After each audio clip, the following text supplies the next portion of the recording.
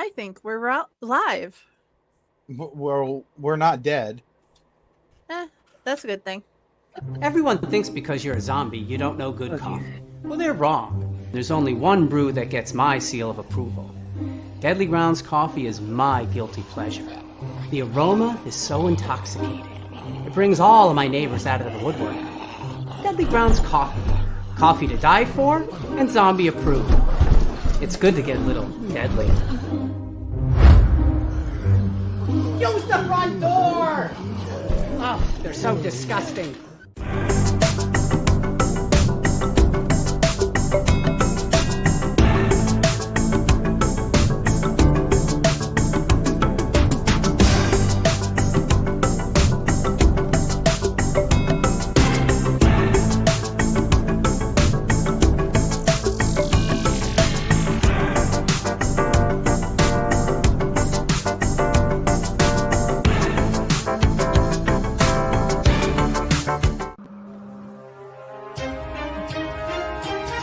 The Dorkening and all affiliated shows are not intended for anyone under the age of 18. The following may contain discussions or scenes that have adult situations, graphic violence, nudity, strong sexual content, and graphic language. This show is intended for mature audiences only. Viewer discretion is advised. You're watching Tanner's Haunted Secrets on the Outline Network. What they say. Dun, dun, dun. There's a secret sound heading deep within the center of the earth. Until you listen closely enough, you can hear it. And it sounds like razors through flesh. We are merely here to turn up the volume.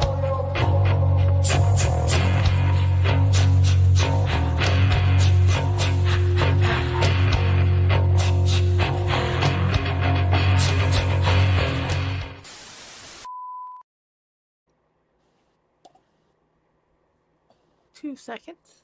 This is Maximus Christian Bryant with the Ohio Haunters Association, president, and you are watching Chainer's Haunted Secrets on the Owl Light Network.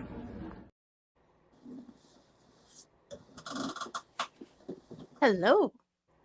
Hello, and welcome to Chainer's Haunted Secrets. I am Biohazard, and of course we have Friday. She's actually been on the show more than I have, and I'm the host. And today we have a wonderful guest. He's no longer a myth. Yes, there is a Mr. Marbles the Clown. We have our wonderful friend Will. And you know what? I'm so glad because this is the first one from Maine that we've had on the show. And I hear tell there's not too many haunts in Maine. That is correct. Maybe 7, I believe. 7, 8 max out of the whole state. That's a big difference between here in Ohio versus Maine, because we have over 130 haunts that we had last year, and we would like to keep our numbers high, but it just depends. How everybody had a good year, everybody had a bad year. How was your year last year? It was topsy-turvy, say the least. Started out build season, we started out rocking and rolling, and then we had a really bad windstorm come through and did some pretty good damages, not only to the mazes, but to our crematorium. Luckily, we had a good enough crew that came together, good enough team.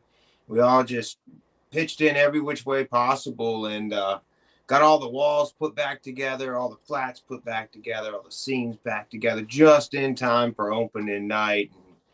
And when we opened up, it was like it never even happened.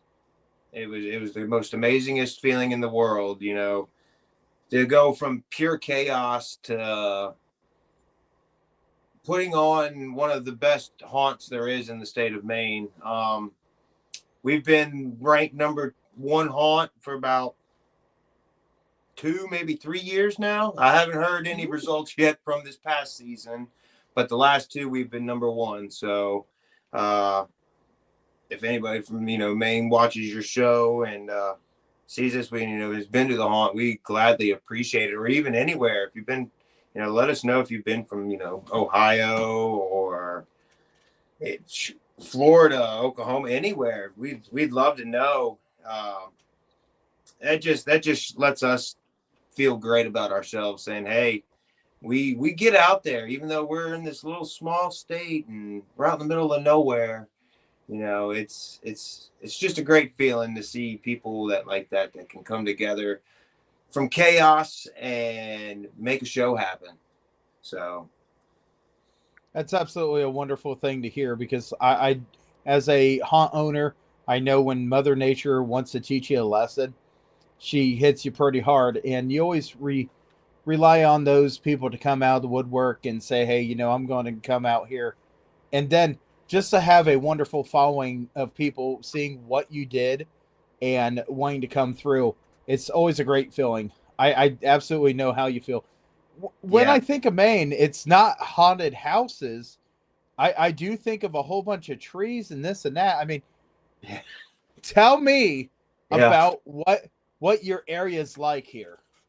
You pretty much described it. Trees. If I look out my front window of my house, it's trees, mountain range, and then a little bit of the river.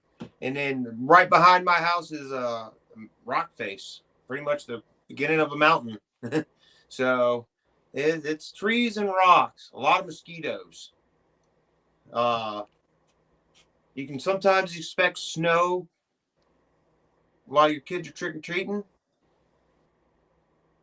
We've had it. But So, other than that, if you can deal with, let's see, negative 22, 30 degree weather during the winter, you can make it here. There's been nights at the haunt where even just me running around wasn't warm enough to where I'd had body warmers all duct taped to my body and my legs, just so I could stay warm enough to stay in character and not freeze. It gets cold. I had wondered if you had to wear long johns to be a haunter up there. Yes, that's a big thing that my partners and myself, we promote dramatically is, hey, you're going to be out, because we're an all outdoor haunt. And we make sure that they know, hey, look, wear warm clothing underneath.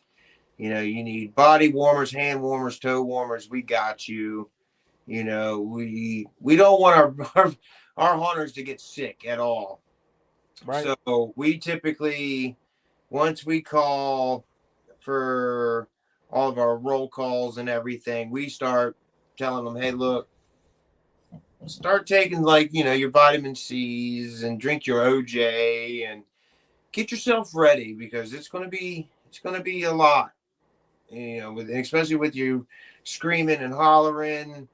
It takes a toll on you, especially outside. I don't know if y'all are an outdoor haunt, but us as outdoor haunters, there's some nights you leave out of there and you can't talk, just because it's a mixture of screaming and it's been so cold. So, Oh yeah, absolutely. I know that feeling all too well. In fact, there was one night, it was towards the end of the season, that we looked around and we could see snow coming down, and all the monsters were like really, really ripping it hard to go after the next group, and at the end of the night, we actually were pouring out our fire buckets, and sure enough, there was ice forming in them. Oh, I can imagine so. Oh, that's got to be crazy. I didn't think it honestly got that cold down in Ohio, because I'm not originally from Maine. I'm originally from Virginia. So, Oh, that's a major difference there. yes, very, very big difference. So, I've only lived here in Maine for about 5 years now. So, and I've, with Fright Fest now, I've worked with them since day one, which now has been 4 years. I took over as co-owner 2 years ago. So, Yeah, we're just trying to keep it up afloat and keep it rocking and rolling, if you know what I mean. So Oh yeah, Oh yeah. a lot of haunts this last year felt like the numbers just were not where they were hoping it would be. Which there's reasons, we all understand the reasons. If you're in the haunt industry, you knew what you were getting into, but some haunts absolutely were amazed at what they had. And us, we're a small haunt, but we're a charity haunt, 100% charity. So it's not going to hurt my feelings having a great year or having a bad year. right, It just hurts the donations that we can give out. right. For Friday, you got a twinkle in your eye there. You have multiple haunts under your one roof. What's it like to have the different ones all together? So the way we break it down is, like you said, we have 3 separate haunted attractions. So,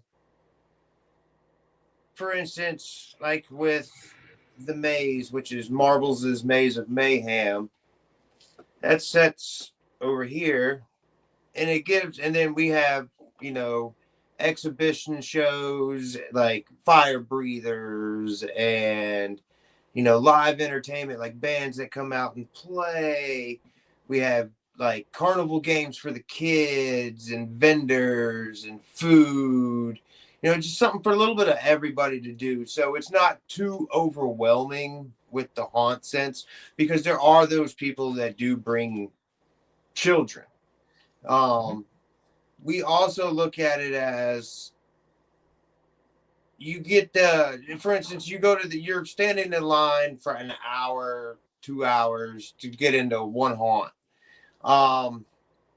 You going through that haunt, by the time you get out, you're hungry, you know, you want to, hey, I remember seeing this vendor guy over here who had these t-shirts, you know, that clown that's in the houses, you know, but, you know, there's this house, we need to go over here and hit the corn maze or whatever, you know. So, and they're like, oh, but look at the line. So we do it that way, so it gives you an opportunity to venture around and see everything. So we don't really consider it per se a haunted house attraction. We consider it more or less like a screen park, because of the entertainment factor, and there's more or less things for people to do other than just haunted houses, if you get what I'm saying. Oh yeah, Yes. absolutely. And that's actually amazing. We have one here in Ohio, Dent. And if you have something where you're like, okay, I'm the driver, you stay on the grounds, you let everybody go through, and you can actually go to their midway, and their midway's got axe throwing, it's got escape rooms, it's got everything except for people chasing you through a haunt. Oh, see, no, that's where we don't draw the line. And that's where I come into play as Mr. Marbles. I've got, we call them roamers. And that's what we do, is we work the midways. We also, certain ones of us, like such as myself, I keep full access to all 3 of my haunts, just for safety reasons. I also will go in to make sure all my actors are okay. You know, hey, do you need a bottle of water? Do you need a snack? You need to use the bathroom? Like, hey, I'm here for you if you need to, you know, do your thing real quick, you know. So, but most typically my routes, what I have the other roamers do is just, that's their job, is to work my midway. You know, you're in the middle of playing ball toss, you know, get the ball in the basket. I can't help it if, you know, you hear a 2-cycle come running up behind you, throwing sparks across the ground. You know, it may happen. And That is awesome. It's the enjoyment factor out of that then you see, oh, this guy over here is laughing at this guy, but this guy's, you know, on the ground crying, and, you know, his girlfriend's like, ha ha ha ha, you know, you're supposed to be the big bad guy, but yeah, it's so awesome. So awesome. And my cast and crew that we have is just, so superb. So superb at what they do. Remember, we scare because we care. Yes. Exactly. Yes. Yes. So you were down in Virginia and you Yes. came up to Maine. Were you down in another haunt down in Virginia, or? Quite a few, actually. That's where I got my start, was actually in Virginia.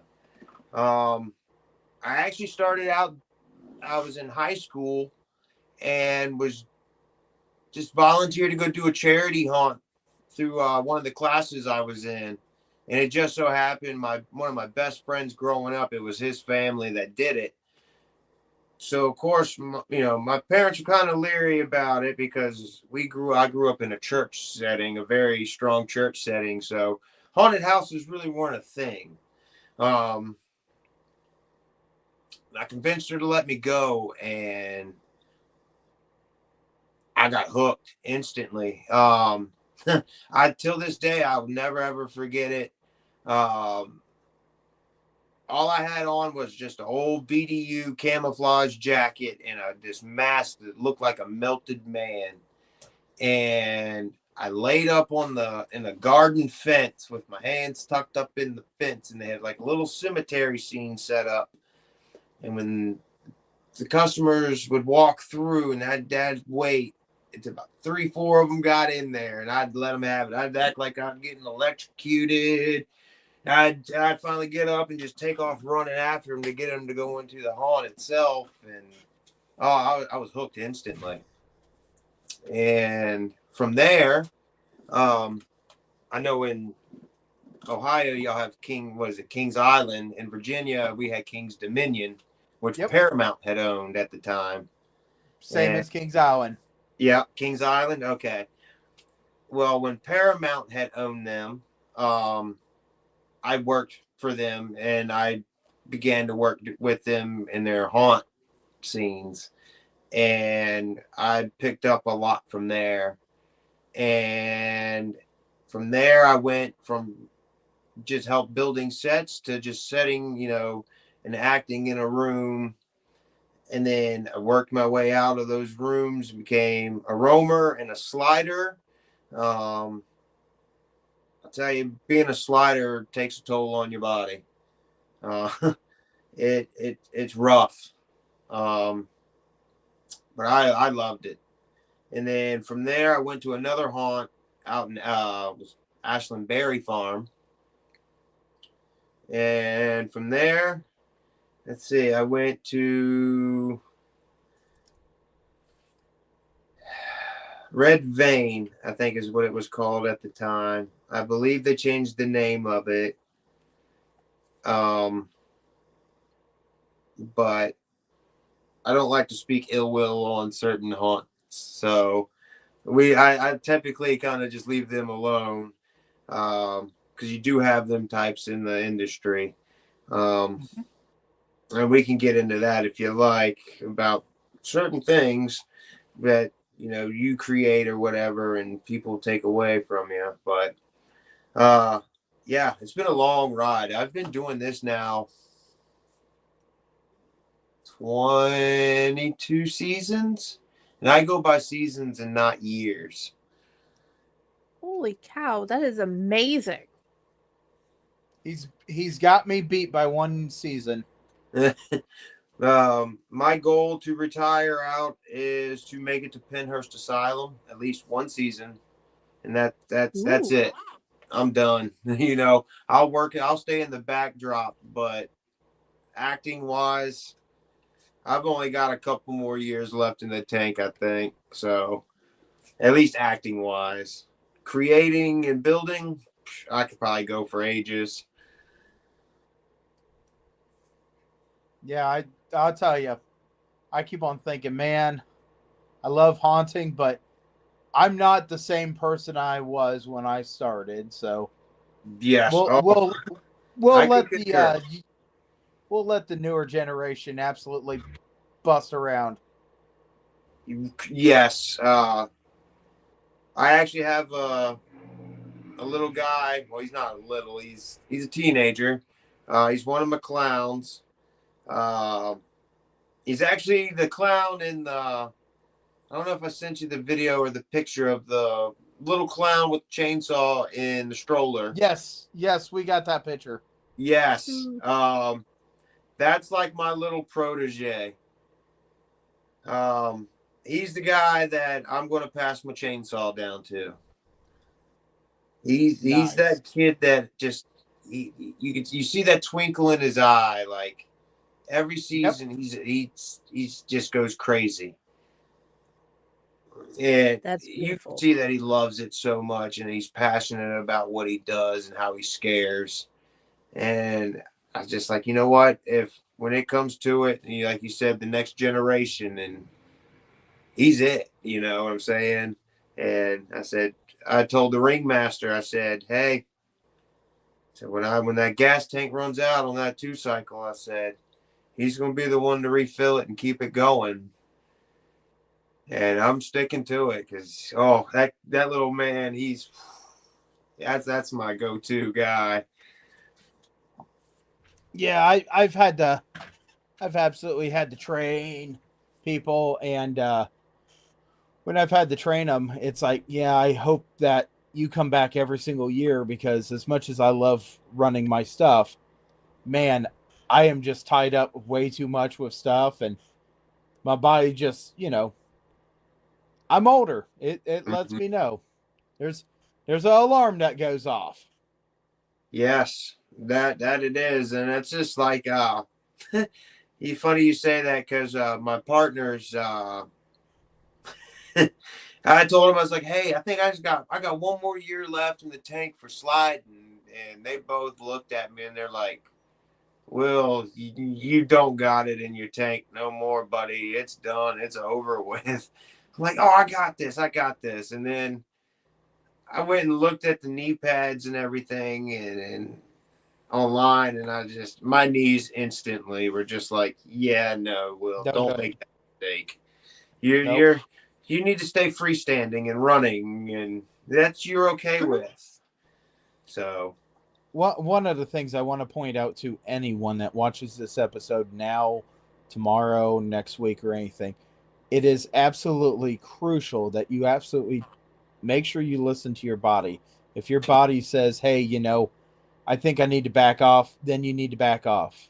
Yeah. I am a person that did not listen to the warning, and I actually had to go on some steroids after chasing somebody so hard that I ripped my muscle in my leg. But it wasn't completely tore through. It just actually split. So they actually could, without surgery, it re-healed itself and this and that. Thank God. But absolutely listen to your body. If your body says, hey, we need to back off, you need to back off, because the next day I said, oh, I'm good. And I wasn't good. And I should have never went after that last group. And when I did, I was in agonizing pain. But yeah, and don't be afraid to say, hey, I need to stop. Yeah, most definitely. If you start feeling it tightening up, or you feel like you're out of breath, yeah, just give it up for a little bit. Just cool down. If you got to, get some water in you. That's where and that's one thing I tell my hunters too, is stay hydrated. Stay very hydrated. I said, yes, you may need to run to the bathroom, but stay hydrated. And it's because of reasons, muscle tensions and things like that. If you don't keep your muscles hydrated, they're going to lock up. And absolutely. I've learned that the hard way. I've taken many a diggers in my day, as they call them up here in Maine. What was it? 3 seasons ago, I was chasing a group of people, and it didn't have the right kind of footing on or shoes on. I had my Red Wing work boots on, and I should have had my Chuck Taylors on, but it was raining. And I took across the midway, which is asphalt, and with a chainsaw in my hand, let's just say I started Peter Griffin it, Oh. It was not fun. No. I'll tell you. For years, I've seen people use the less side of common sense, Mm-hmm. and it causes a lot of injuries. And that's the one thing. When you use this as your stress reliever, you use this as whatever, you want to take care of yourself. That way, you have the opportunity to come back out the next night or the next season, because Right. you have to take care of yourself. Most definitely.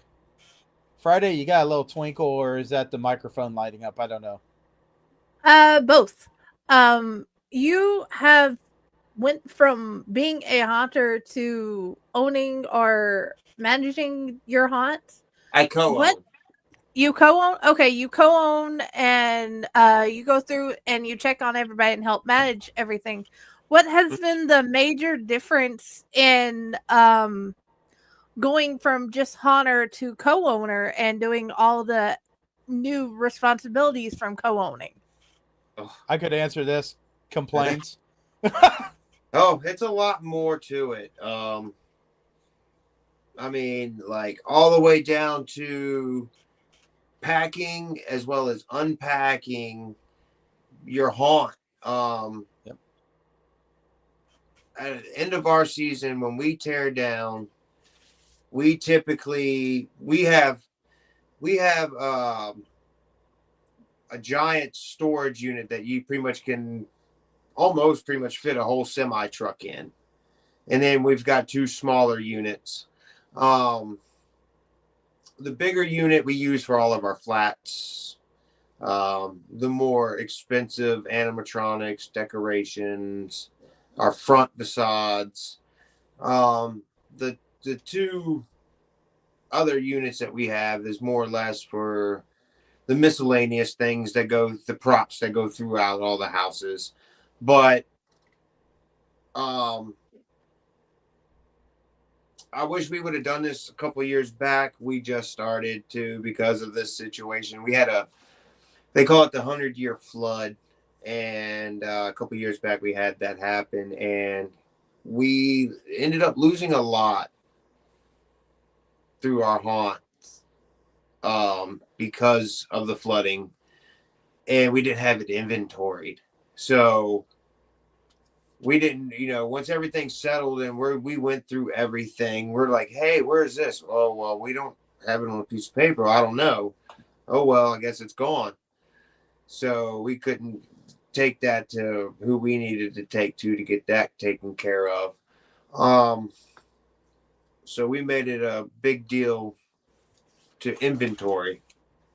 And with the situations that myself and my other co-partner are in, we came to realize, we definitely should have done this. And organization is the best thing. So when we go now after the haunt this past season, everything had a label on it. Hey, this is Granny Grimm's curtain rods slash curtains slash part of her rocking chair. So everything has a home. So, and then we take that and then we inventory it into our system. So when we put it into our storage lockers now, we don't even have to worry about it. We could just be like, okay, bin number 4 is what we're looking for. And you can walk over to the wall and pull bin 4 out and boom, there's everything you're looking for. And it just, it makes it so much easier, at least for me, because when it comes to the more businessy end, that's where my partner comes in, because she went to, she's a school nut for that, the money and things like that. And then I have another person who does all the flyers and all the graphic designs for what you see like on the website, for what goes out on the radio, because we play out on the radio, for all the ad spots through like Facebook, TikTok, things like that. Everybody does their own thing in a way, but so we're not all, I guess, it's all thrown onto one or two people. We separate it out just so you don't have any confusion, and then you come together and go, hey, X, X, and X is what we've got. What do you have? Okay. And then there's one person who says, okay, everything matches, we're good. And then we go from there. So it seems to work. It seems to work. And that Sounds is like a great way of doing it. It's smart. Yeah. Yes. Yes. Sounds like you guys look put at a it lot of thought into it. Oh, very much so. You know, like with my responsibilities is I help with set design, set builds, the tear downs, things like that. Pretty much all your construction stuff is what I take care of. Just because I'm very particular. Hey, if you're using that screw gun, I need to know at the end of the day, hey, that screw gun's going to be sitting on that workbench at the end of the day. So, which they typically do. They typically do. So but there are the days when you go completely crazy.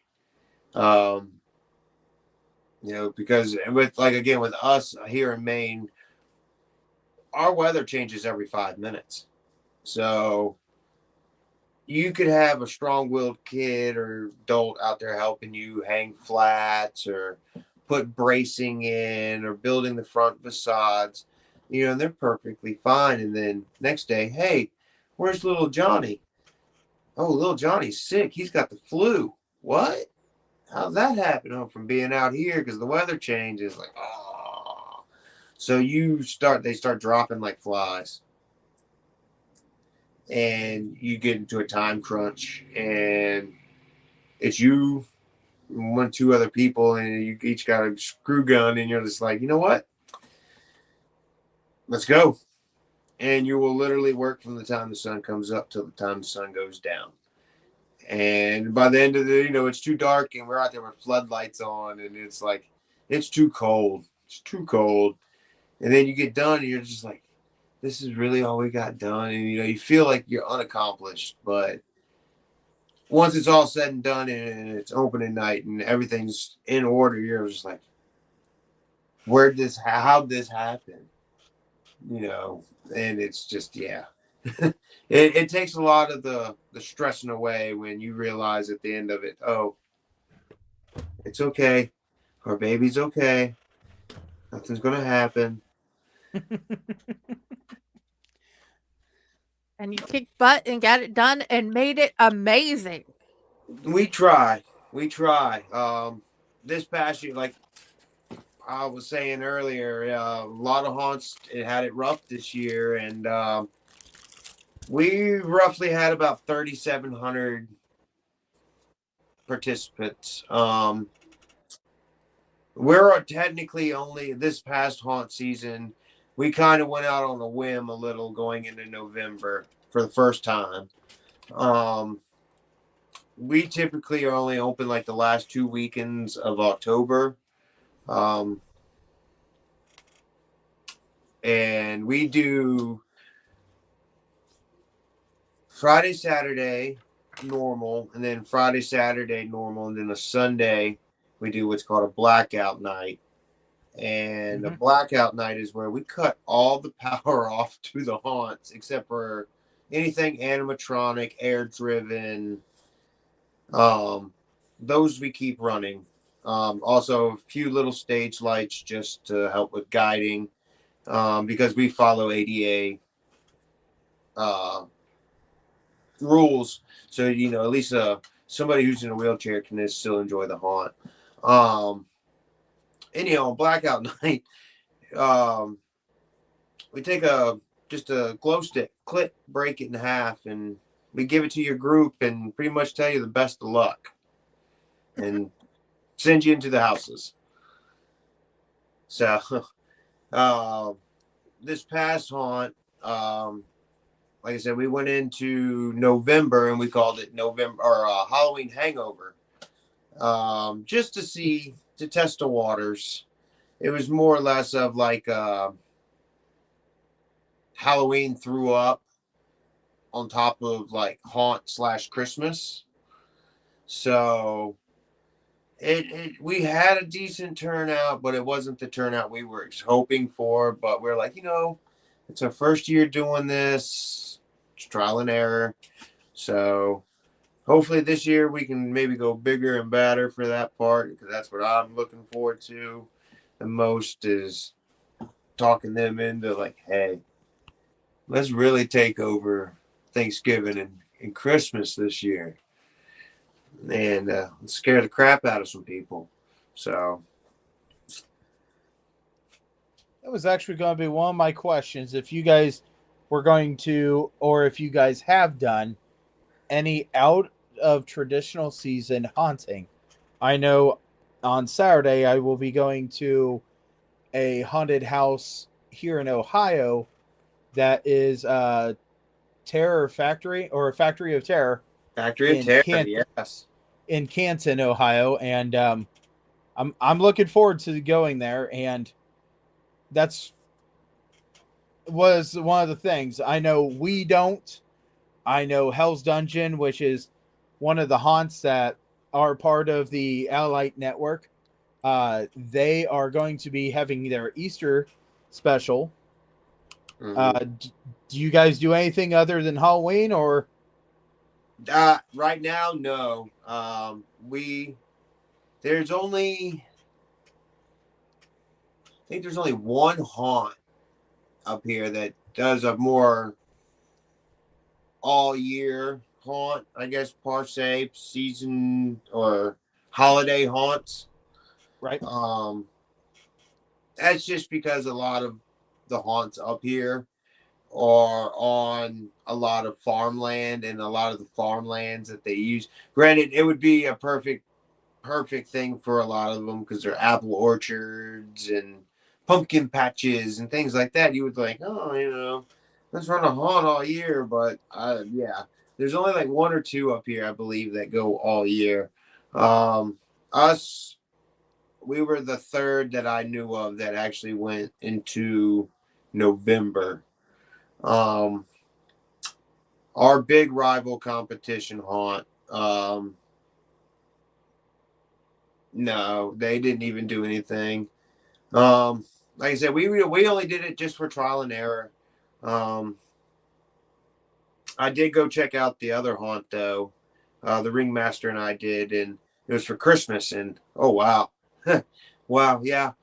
They did a phenomenal job. I can't remember the name of it because it was as weird as this sounds, it was inside of a mall. No, we've got one of those weird. Too. Oh, Hell's Dungeon is in under the mall. Oh, okay. Yep. It's Hell's Dungeon's actually underneath a strip mall, and then there is up I-75 from me, an hour and a half. You can go to haunted house, and they're actually in a operational mall. It might not have that much operation to it, but it's still an operational mall. Wow. Huh. Learned something new. Oh yeah. Welcome to the show. Right. You teach us, we teach you, and we're all better because we had the conversation. Absolutely. And that's one of the things, So right now we've got some pictures, and we're going to go through these pictures. Mm-hmm. You just tell us what we're looking at. Oh, I can't see what you're looking at now. Oh, let me get up and look real quick. Oh, that's Ringmaster and I. Okay. That's actually my girlfriend. She is what we call a barker. She or AKA head of house. So I get like I was explaining earlier, we have 3 different houses. She's the front of the house. She's the first character you'll see when you came to the clown maze. She was the one who would tell you the rules. And, hey, you go in there and you start causing a scene, my clowns we'll get you out of there. Yeah, she was, no touching, no flash photography, because we absolutely do not allow patrons to touch our characters,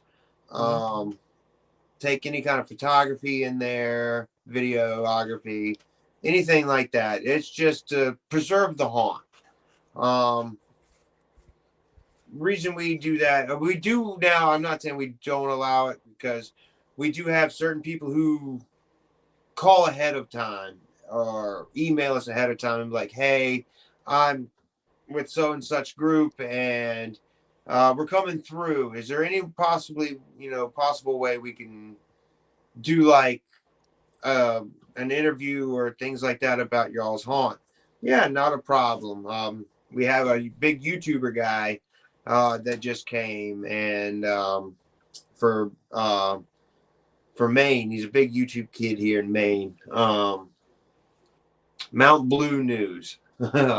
He came through and he asked, and we're like, oh, more than willing to, so.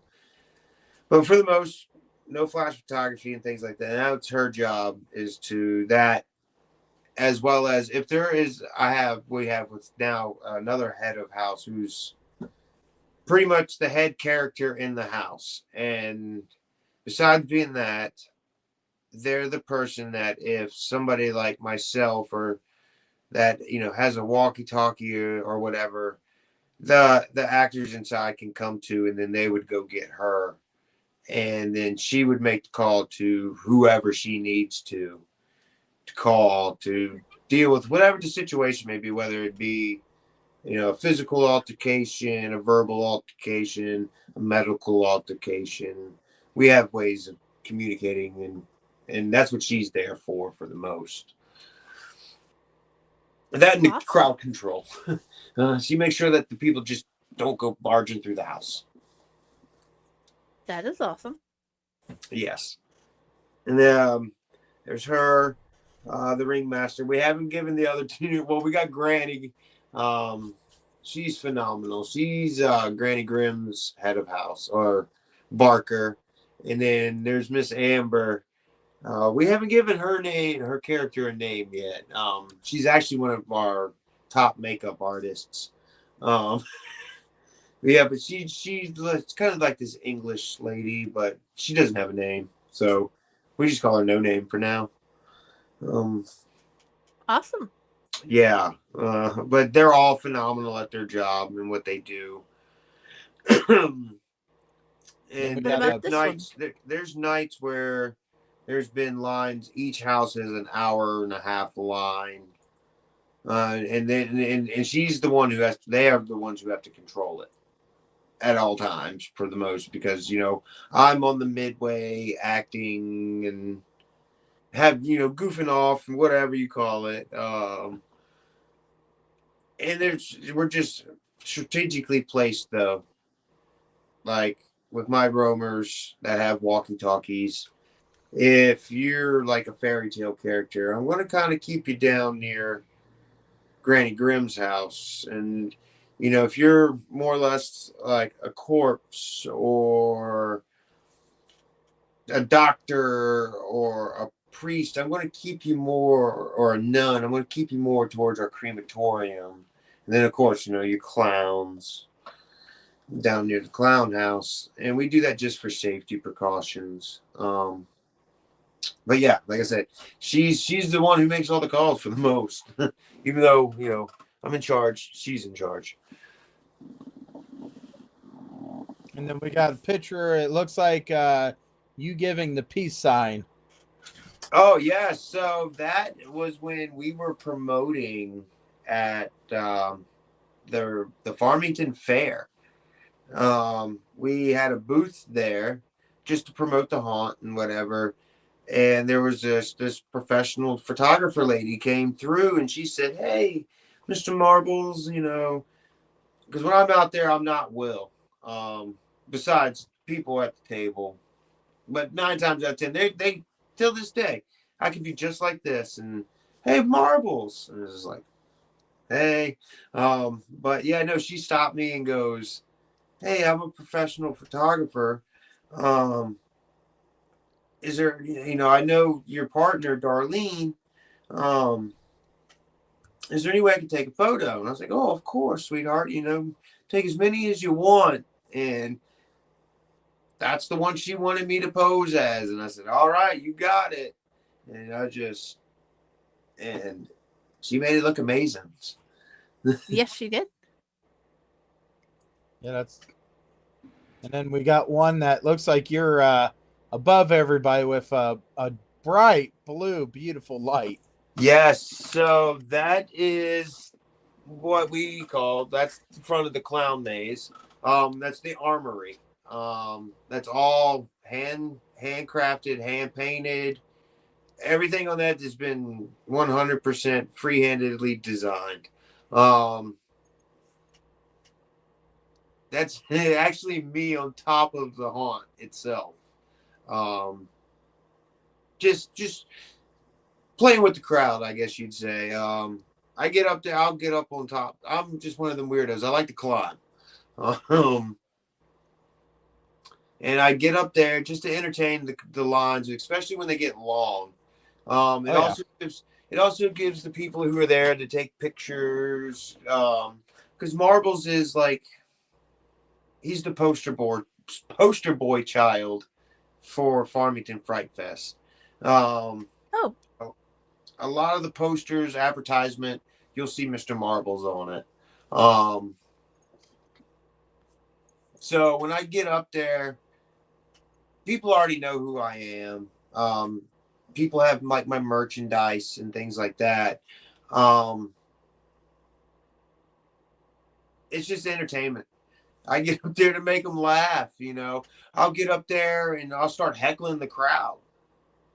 You know, I'll this past season I was up there acting like Hulk Hogan, you know. "What are you gonna do, brother?" You know. And then, "What's up, brother?" And all that weird stuff that the kids are all into nowadays. I just took it and flipped it into a weird clown sense, I guess you'd say. And I could do that up there and keep the crowd entertained enough that they're not just sitting there, "Well, we've been sitting here for 45 minutes waiting to get in and we still ain't moved." You know, you got me up there keeping you somewhat entertained and talking to you, interacting with you. I am the only one who does that. It's just for safety reasons.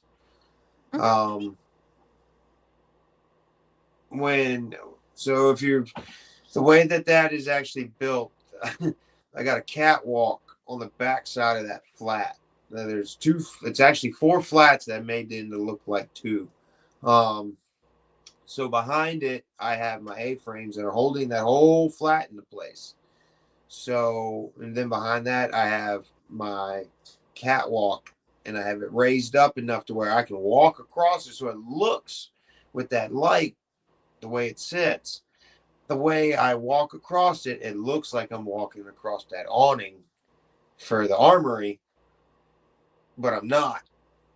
And I can still grab onto it and manipulate it and shake it and beat on it and get the crowd going and keep them entertained.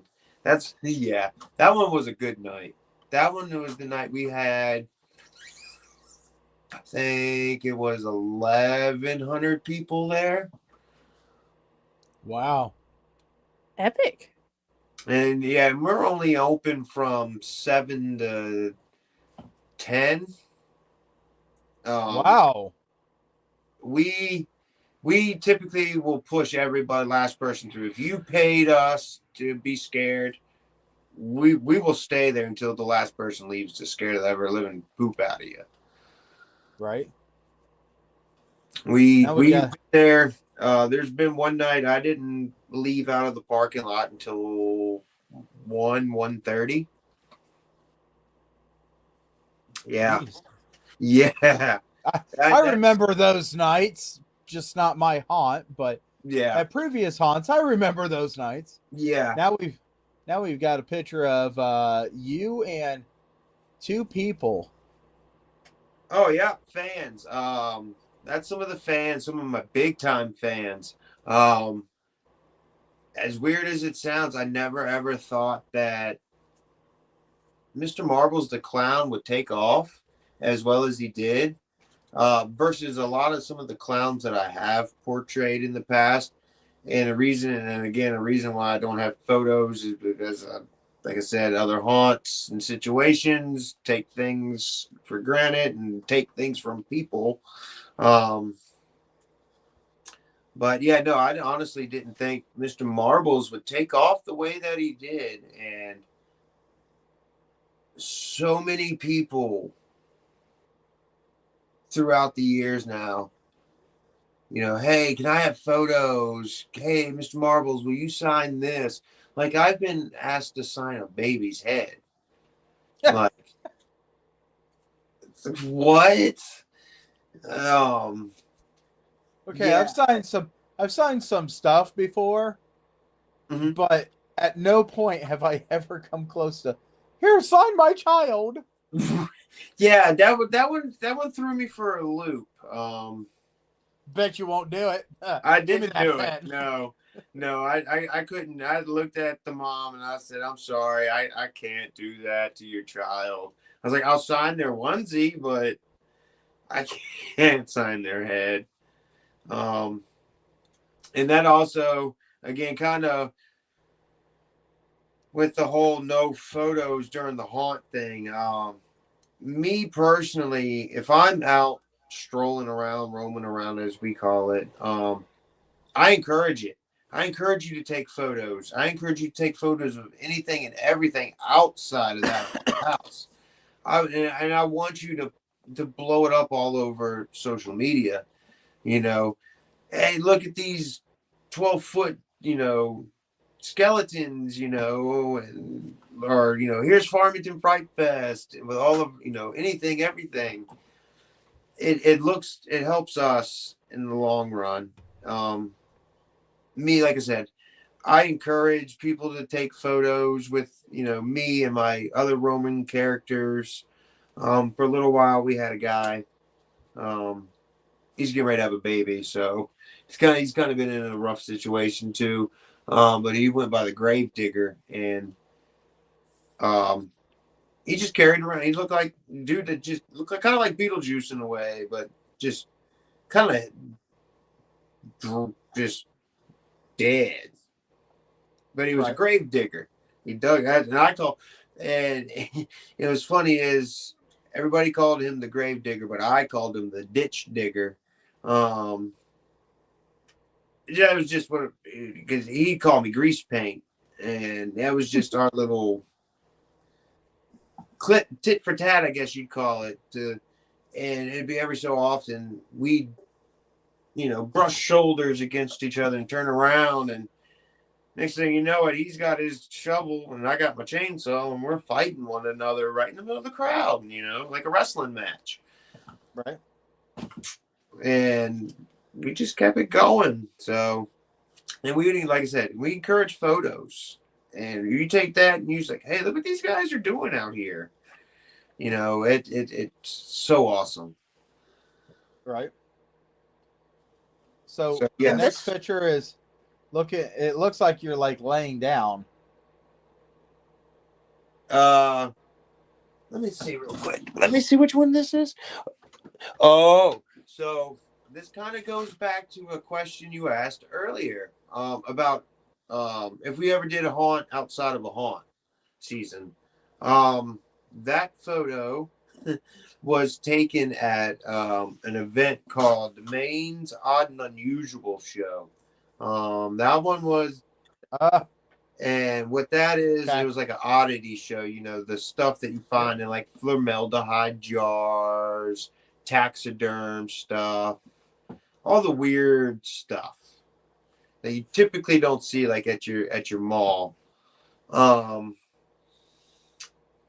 Well, we got invited to do like a preview haunt. And all we did is that one, we only set it up for 3 full-size rooms. Just a quick, in and out almost. Right. And I decided that I wanted to be creepy with people. Why not? We're at this weird event. Let's get creepy. There's actually pictures of me. I don't know if I sent those to you as well with that. That one was me trying to be cute, per se. There's ones of me on top of the house. There's ones of me like looking like a little rascal, Hey. I just, like I said, it's creepy, but it's funny. And that's what I'm after, is I can be creepy, but be funny at the same time. So with my character, like me doing that, I probably was taunting a little like 13, 14-year-old kid, being like, hey, I'm cute enough. Come on. Let's scare the crap out of you. Come on. But. And the last one we got is you in a keep out restricted area. Oh, yes. So that's going inside of the armory. That's pretty much what the clown house was this year. And that picture was taken actually by that Mountain Blue News people from YouTube and TikTok.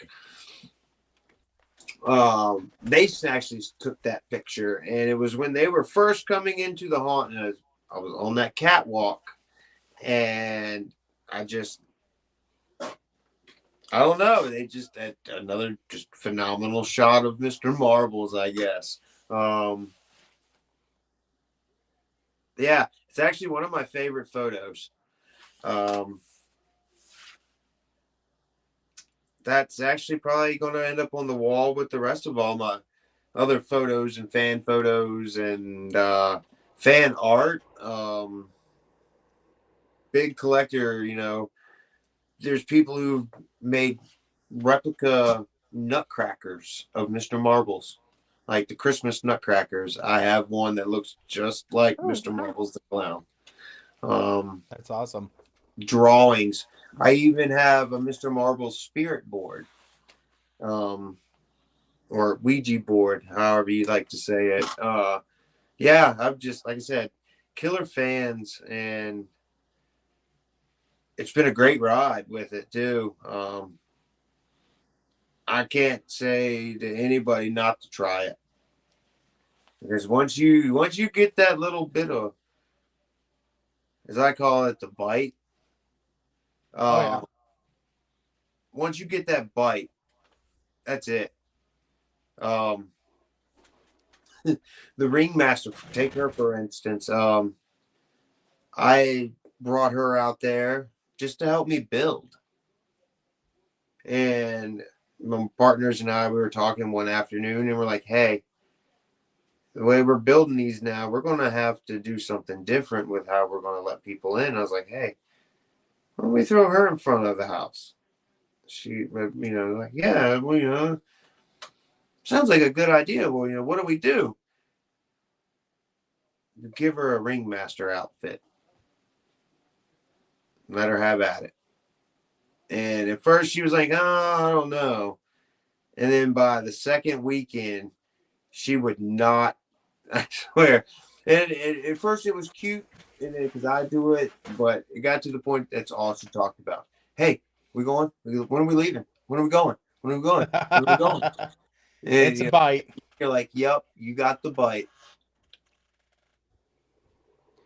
So we're at the point I'm going to ask you. are you going to stay for the second half, or are you going to cut out? I can stay for about another 20 minutes or so. Okay. Friday, do we want to do the commercial real quick and give us 3 minutes, and then after that, we'll go into the wonderful questions. Okay. Sounds like I a know plan. you've been waiting for. Yes. All right. So just give us 3 minutes. We got to run these commercials. Stay tuned, guys.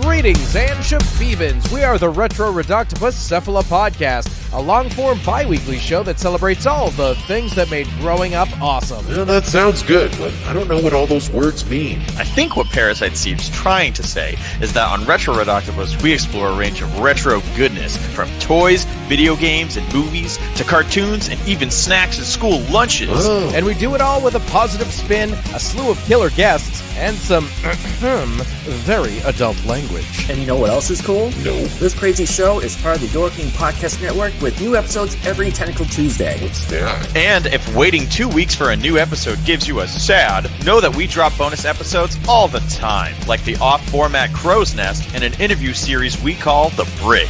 You can listen to Retro Reductopus on Apple Podcasts, Spotify, Stitcher, or any app that's cool enough to carry the only show that celebrates all the things that make growing up awesome.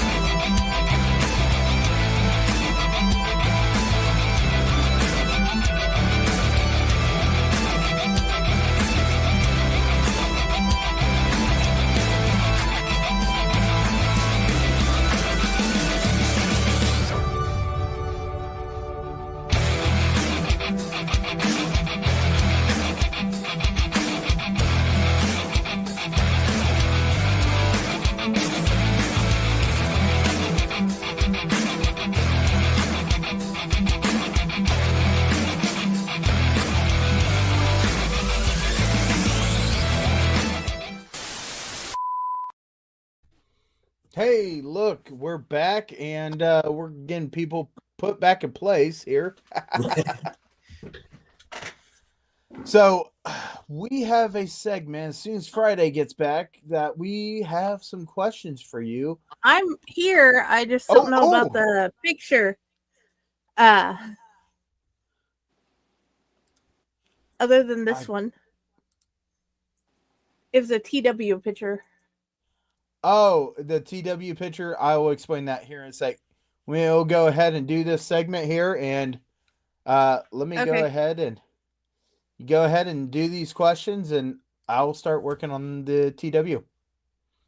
Okay, because I would load it, but I don't have it. Okay, that was Dante. He's my little monster. He's like 5 years old, and he loves all things monsters and haunts. Nice. He saw that you had an axe and a chainsaw, but he wanted to know what your actual favorite weapon was. Oh, to be real honest, oh man, baseball bat. Ooh. As odd as it is, baseball bat. It's quiet and it's deadly. I agree. I so love my chainsaw. And honestly, the same chainsaw I started going with recently, you guys got it. Oh. Mine just says Rachel across the bar.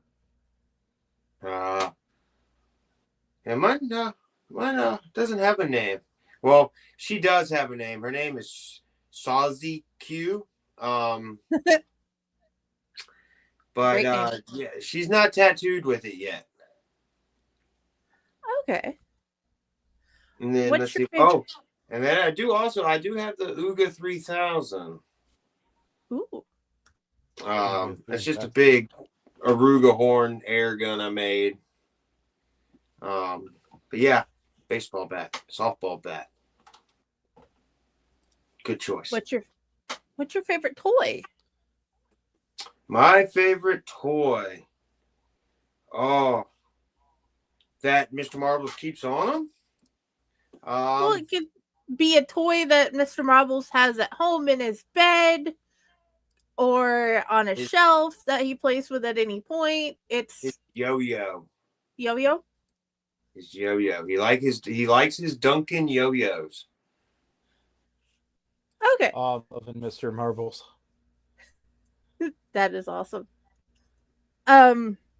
He was looking at your outfit. He wanted to know if you picked your outfit out yourself or if you had help making it. I actually made that myself on a whim. When a lot of people don't know, but when Mr. Marbles was created, Mr. Marbles was only created to be a Halloween night trick-or-treat clown.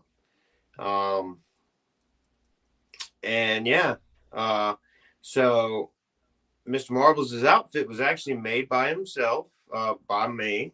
I actually found a lot of what I used at either Goodwill or what was in the paint drawer, which a lot of it was acrylic paint. And Goodwill vest, like a dress-up vest for like a suit, pair of black slacks I cut all up.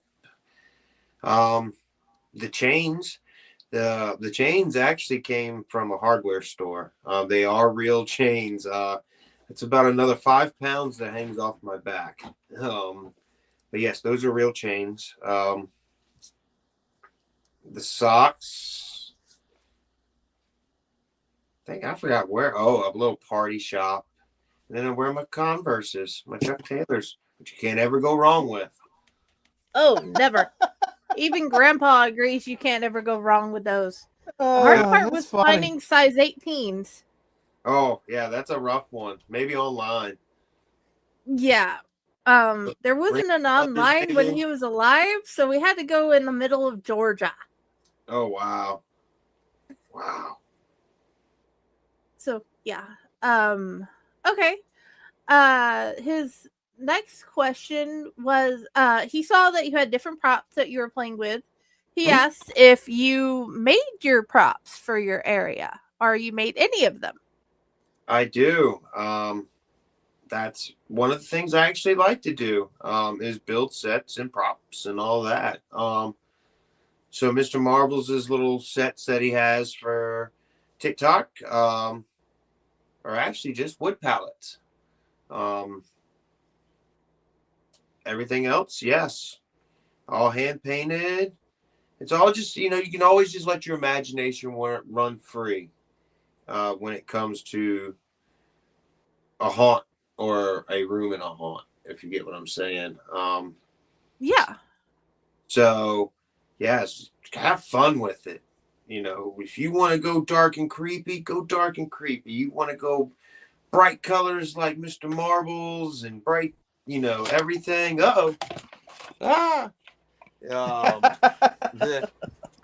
You can do that, and there's never a wrong answer. So that is awesome. Yeah. And his last question is, what is your favorite book? Oh man, it's funny because the ringmaster and I were talking about this the other day, and it's the hungry, hungry caterpillar. Or he loves that. Second favorite. The second favorite was if you gave a mouse a cookie. Oh, he's been loving the whole entire "If You Gave a Mouse a Cookie" series with all the mouse's friends. So yeah, he definitely agrees on that. Awesome. Yes. You just made that boy so happy, I'll tell you that. He's going to be the happiest little monster. That's awesome. Because you can't, if you have so Mr. Marbles' philosophy is if you ain't spooky, you're dookie. And a lot of people seem to live by that. And yeah, you can always, don't ever, we work with an organization, it's called Haunters Against Hate. We don't, that's one thing we don't stand for, is just you can't say no to somebody's creativity. No. At all. There's never a wrong answer in the haunt world. There's always, what's the wording? There's always a way to figure out to unwrong what you think is wrong. Yes. So if you go into a room to paint or decorate and you're like, I don't know, don't think that. Just go with what you got. There's never anything wrong because you know what? You can always add to it or take away. Well, that is I awesome. will tell you that's some very strong words, and thank you for those words. Yes, of course. Can't wait to share it with all three of my monsters. But yeah, I got a question for you. Yes, sir. If people want to get a hold of you, how do they get a hold of you? As in Mr. Marbles or as in Will? As in anything that you want people to get a hold of you. If it's Mr. Marbles or if it's a lot of stuff that I do is through Mr. Marbles' account. He's on TikTok, Mr. Marbles the Clown. He's on Instagram. Lemonade.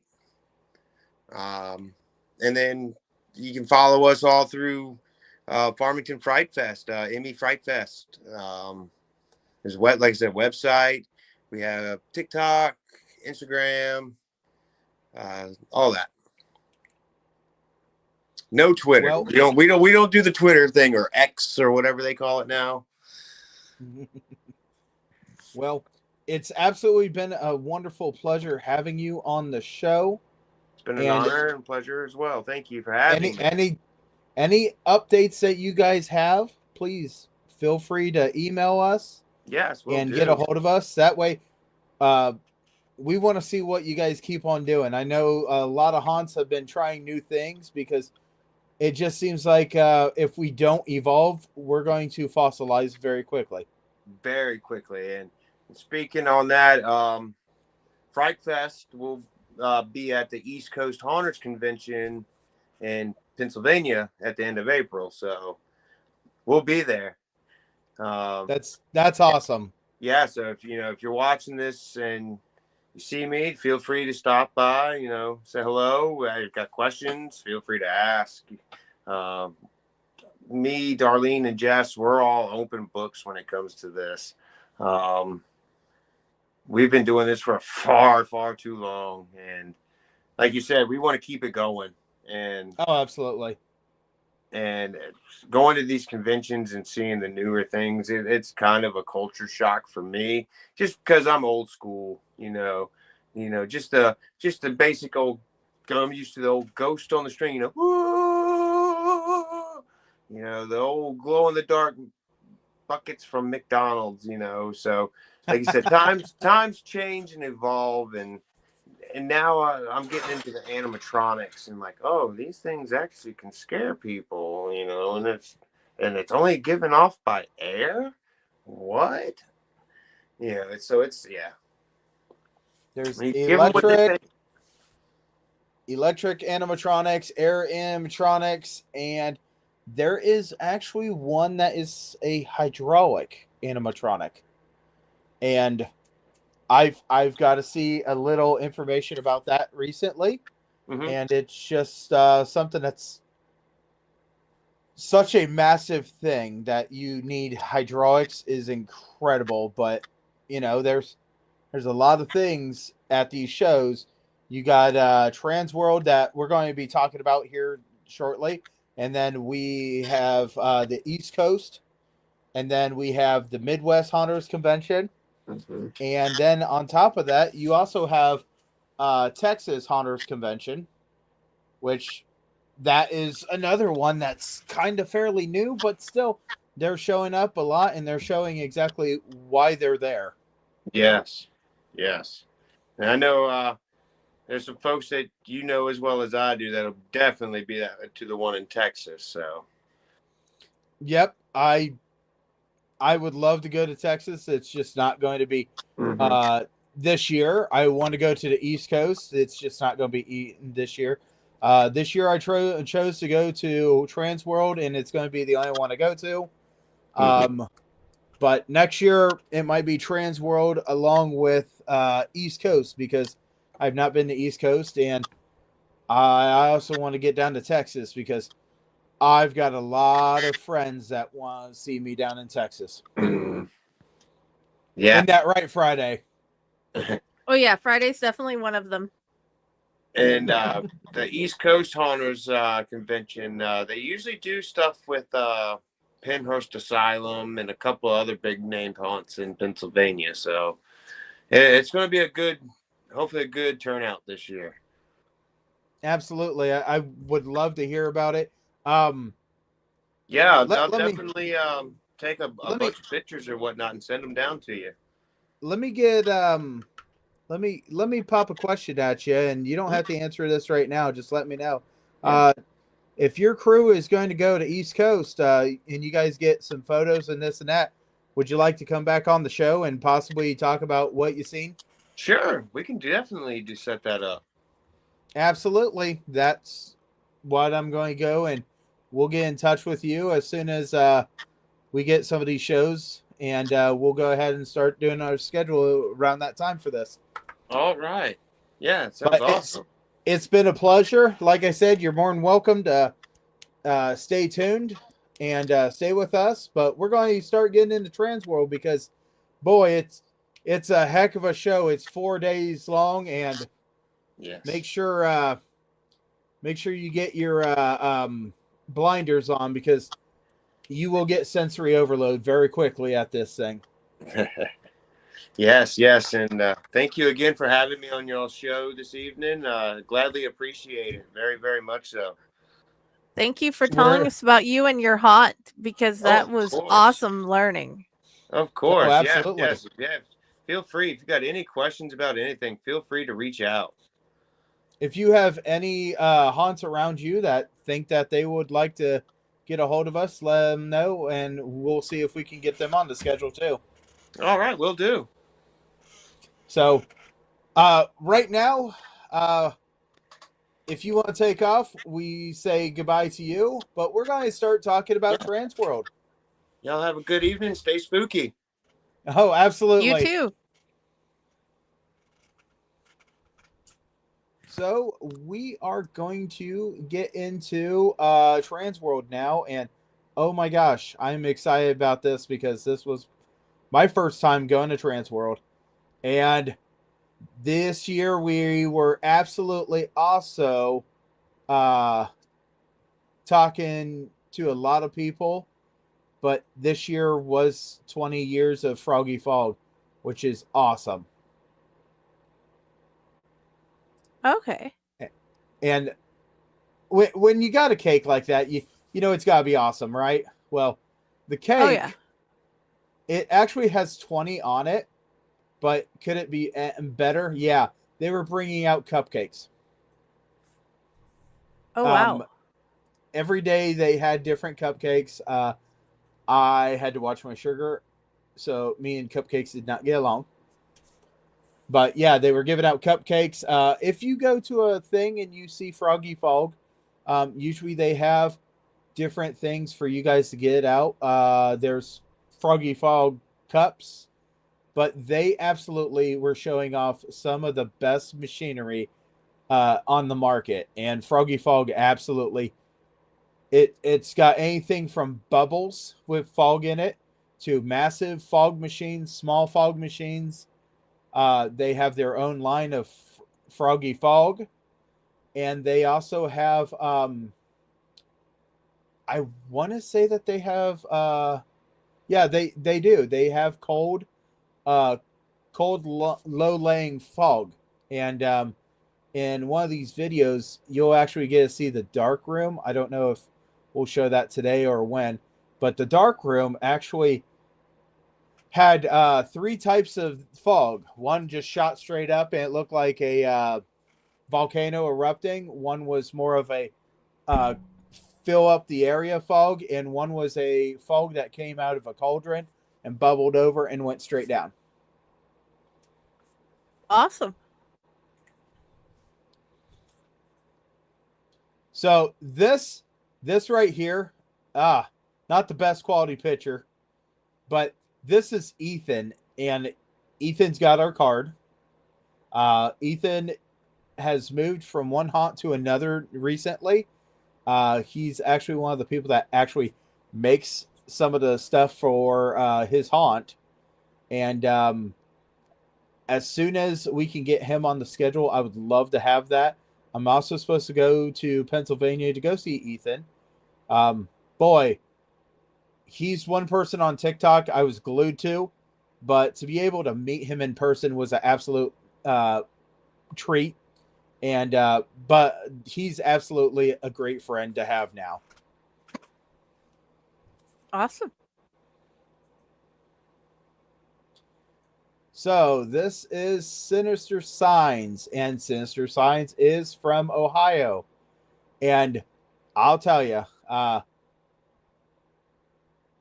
the two that own this absolutely are some of the nicest people. They can make signs. You had plenty of signs to pick from. They do light up signs. They do a whole bunch of different types of signs. Sinister Signs is absolutely a really, really wonderful company to work with. And we're going to be in contact with them because I need some new signs for my haunt.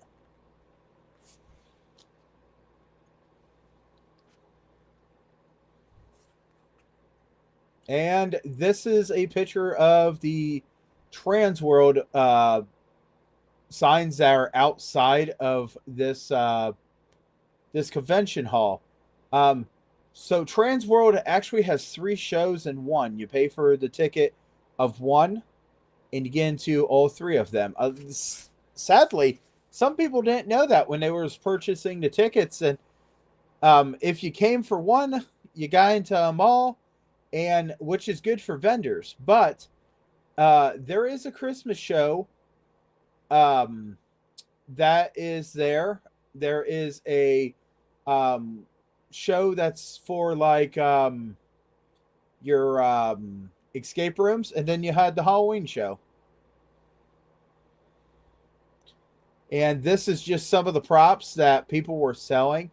When you go to this show is designed absolutely for the people that own the haunts, the big haunts, the middle-sized haunts, and then when you have smaller haunts and you look at the price tag, you're just like, boy, that is absolutely I understand this industry is a very expensive industry. Mm-hmm. So you're going to get shell-shocked on the designs. You're going to get shell-shocked on how people are creating stuff. This was actually in the back of the pumpkin carving machine. This is zombified witches from the new movie. What was that? Oz? Wicked. Wicked, yes. Yep. They actually made these and they actually zombified them. And I will tell you right now, they looked awesome. And I'm sorry, I was shell shocked on so many things that I did not take great pictures to save my tushy this time. No, we need to work on focus. Well, I was also doing it off of my phone instead of off of a actual camera. It would have been a lot better with my camera. But once again, didn't know exactly what I was getting into. How the focus works on your phone a little bit later. Well, I just think I just need to get an actual handheld camera to do this because, yeah, I could have done a lot better if I would have brought everything in. But this right here is pictures from the pumpkin machine. It actually had 3 conveyor belts, and it did a heck of a job of making people go absolutely bonkers for this. The first one was the gutting. The second one was the, I do believe, carving. So, yes. yeah, I mean, and then the last one was something else. I can't remember, but there was actually 3 parts to it, 3 conveyor belts. So there are so many names to so many different people here. It's just amazing. And whenever you're going and you're saying, oh, okay, I think I know how this gets done. There are props that you can buy. There are pieces that make props you can buy. There's companies that build them. Recently, they opened the floor up to younger children. They used to have it where younger children were not allowed to be on the floor. And recently, they opened that up. This is part of the Fright Plot and Props. This is a company that absolutely, if you are in the haunted house industry or you want to make something move, this company has parts, pieces, and this and that. They'll sell you the frame and you can build it yourself. It gives you a wonderful pride of being able to build something yourself. Absolutely, you can go look at Fright Props. Just Google Fright Props, or I do believe it is frightprops.com. They don't just have animatronic parts. The head that's on the back table, it gives you gives you a way to look at it that you can actually talk through a microphone, and it'll actually move its mouth.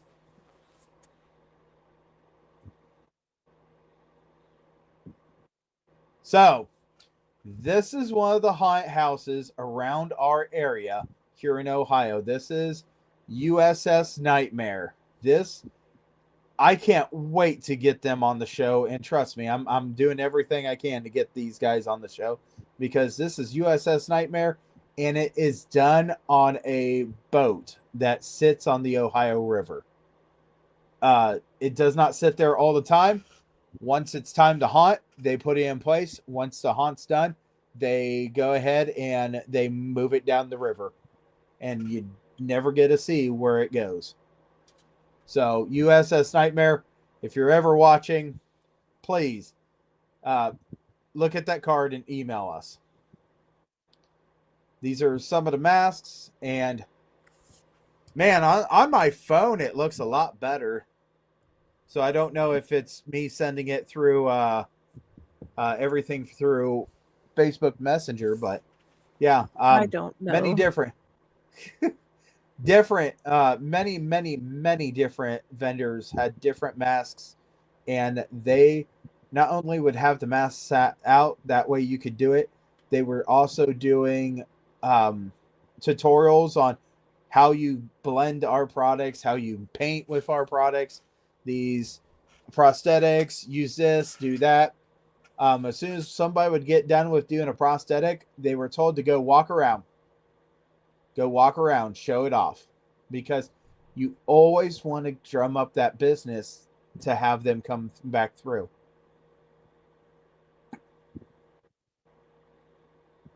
This is part of the Christmas show.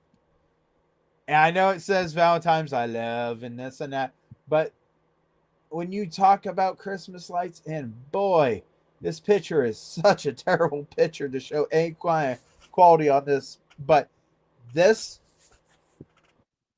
was killing me with the ADHD. It seriously was absolutely murdering me. I could not get through this area because lights, blinking, flashing, everything.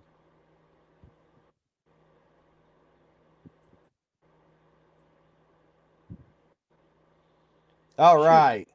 Okay, good. I didn't skip one.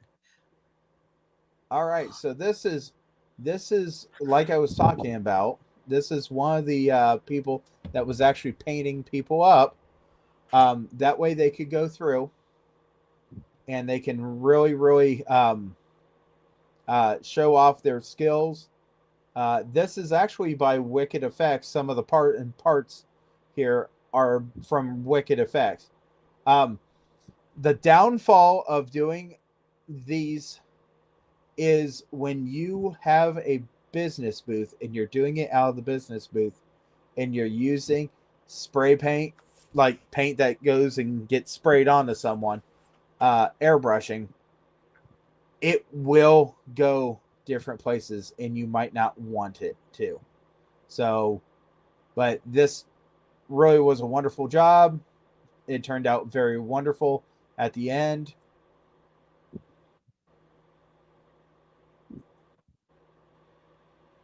Ooh, I love this one. So this is a costume company that they absolutely do their costumes, and they have some of their actors walking around and talking to you about these costumes. And this girl, I stared and just watched her performance for some time, and absolutely take pictures when you're at this convention. They want to show off their stuff. They want you to remember them, because if you remember them, they will get a customer from you.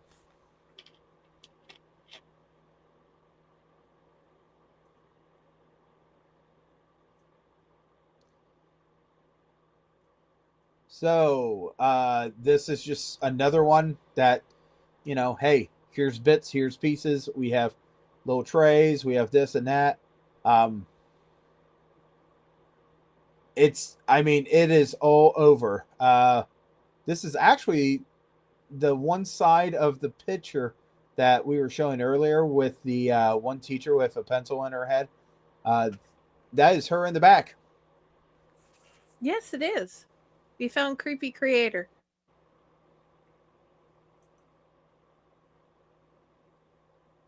So these are more costumes, and trust me, they have all different types of costumes. That one is a plague doctor in a World War II type style outfit. And you go from being terrified and creepy to, hey, look, I can actually put that outside. Not only do they go in this convention have Christmas stuff and transworld, like escape rooms and horrifying things, they actually have things that they're trying to get people, say, from Kings Island or Cedar Fairs or Six Flags, Universal Studios. All these people were there looking at these different things because it's a show that shows a lot of different stuff.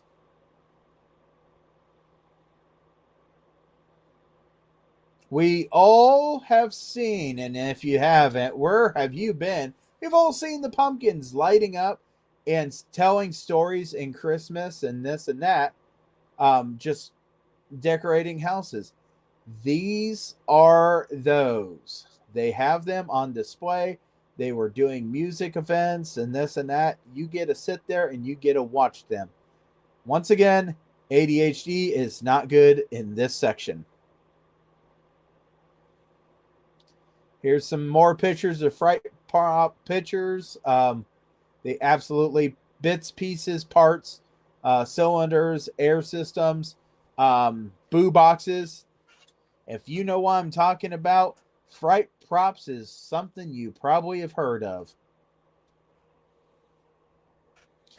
Okay, so this right here is the signature by Butch Patrick, and he was Eddie Munster. I don't know why I don't think of getting a photo with him, but I got some cards from him, and me and him was talking, and he signed them.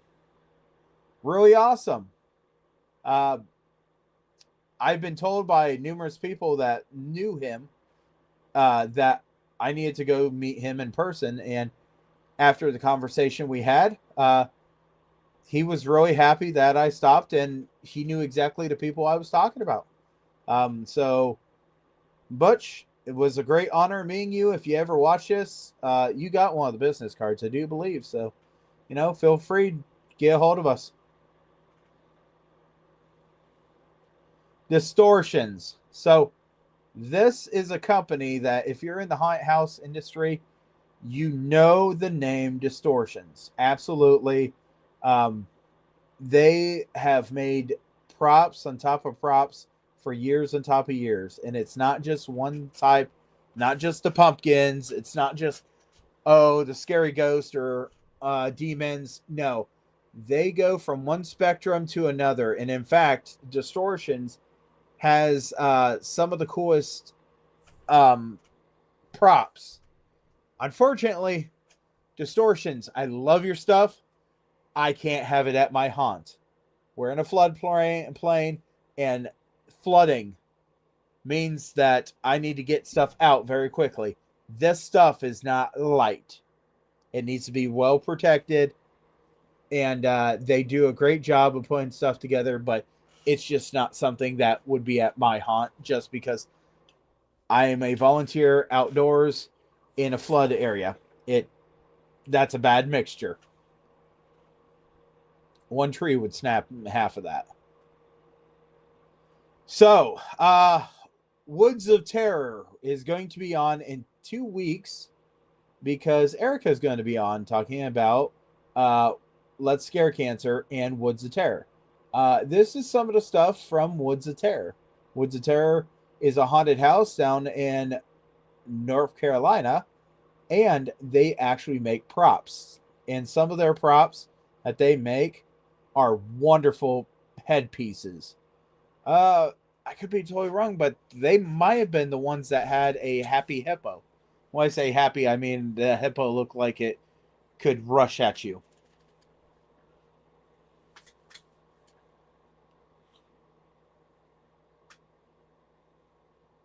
So, this right here is pictures. When I say Transworld's got something for everyone, I mean it. Transworld, right there. I've never seen Hello Kitty that looked like Chucky and the Bride of Chucky, and I mean, it had something for everyone. Man, if you go to Transworld and you get a opportunity to go, if you're a haunt actor, you'll have to put down what haunt you're from. If you're a haunt owner, make sure you have a heck of a wallet because it's going to be hard to say no to half of this stuff. I want one of those Hello Kitties so bad. Beastcraft. These are the guys that were doing the pumpkins this year, and man, those are some big beasts. And in fact, some of these Beastcraft beasts were located in the Dark Zone.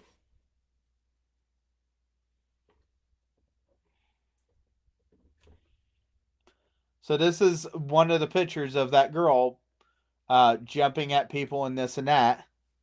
There might be a couple of pictures of her that we go through. Unfortunately, Unfortunately, I received them in a weird order, so my computer did this. And yeah.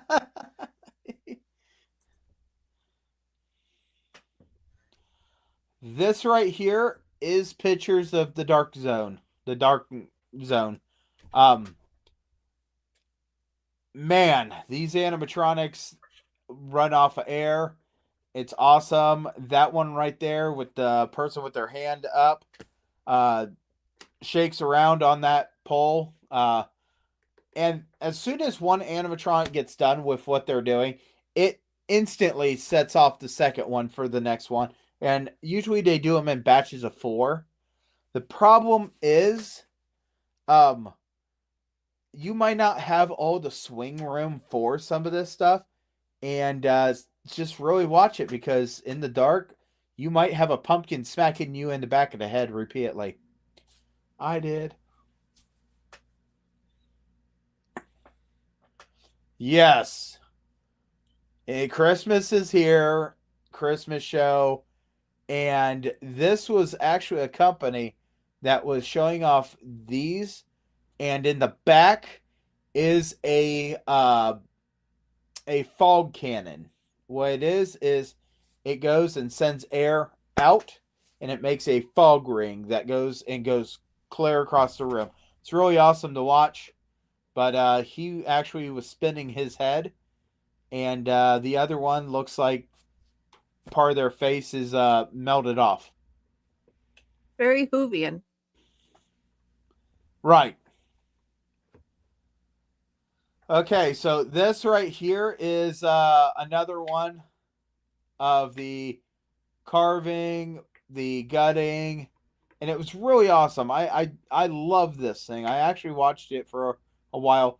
This thing actually has so many pieces that they actually had to take apart and put back together. And I do believe that 13 floors made this prop for the show. I think that's what it said. It's probably what that is up there. Frightenair Studios, they were making a whole bunch of rotten pumpkins and heads on sticks.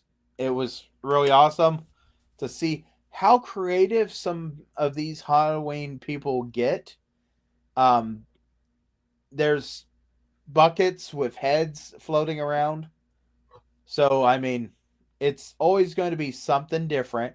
But what you're trying to do is have something that no one else on that floor has. And that's the main competitive edge. If you can figure out what everybody else is doing and they're not doing what you do, there's a chance that you can hit it big.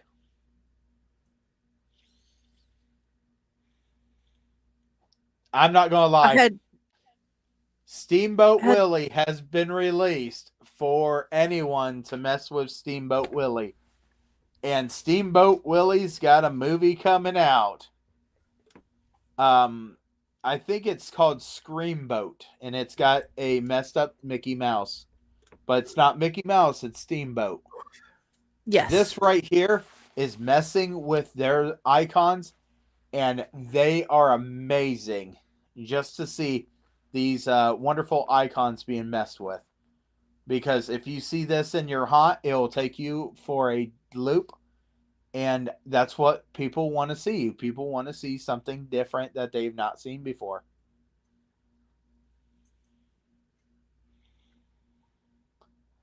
So, whenever you go around to this convention, you're never going to figure out all the hidey spots they put stuff.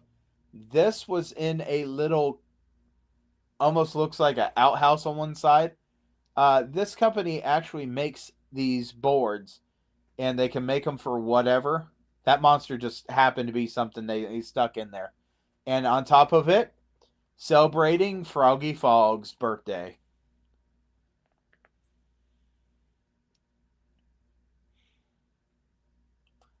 This is a picture of the Christmas.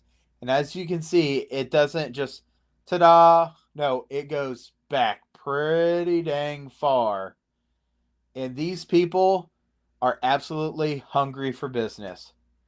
They will talk to you about what they can do on your yard, and they'll talk to you what they can do for your neighborhood. People from the people from the Homeowners Association send people here for the Christmas show. This is a moment where I had to have a timeout for sensory overload, and I went to this back corner where it was dark near the, dark zone. Right there.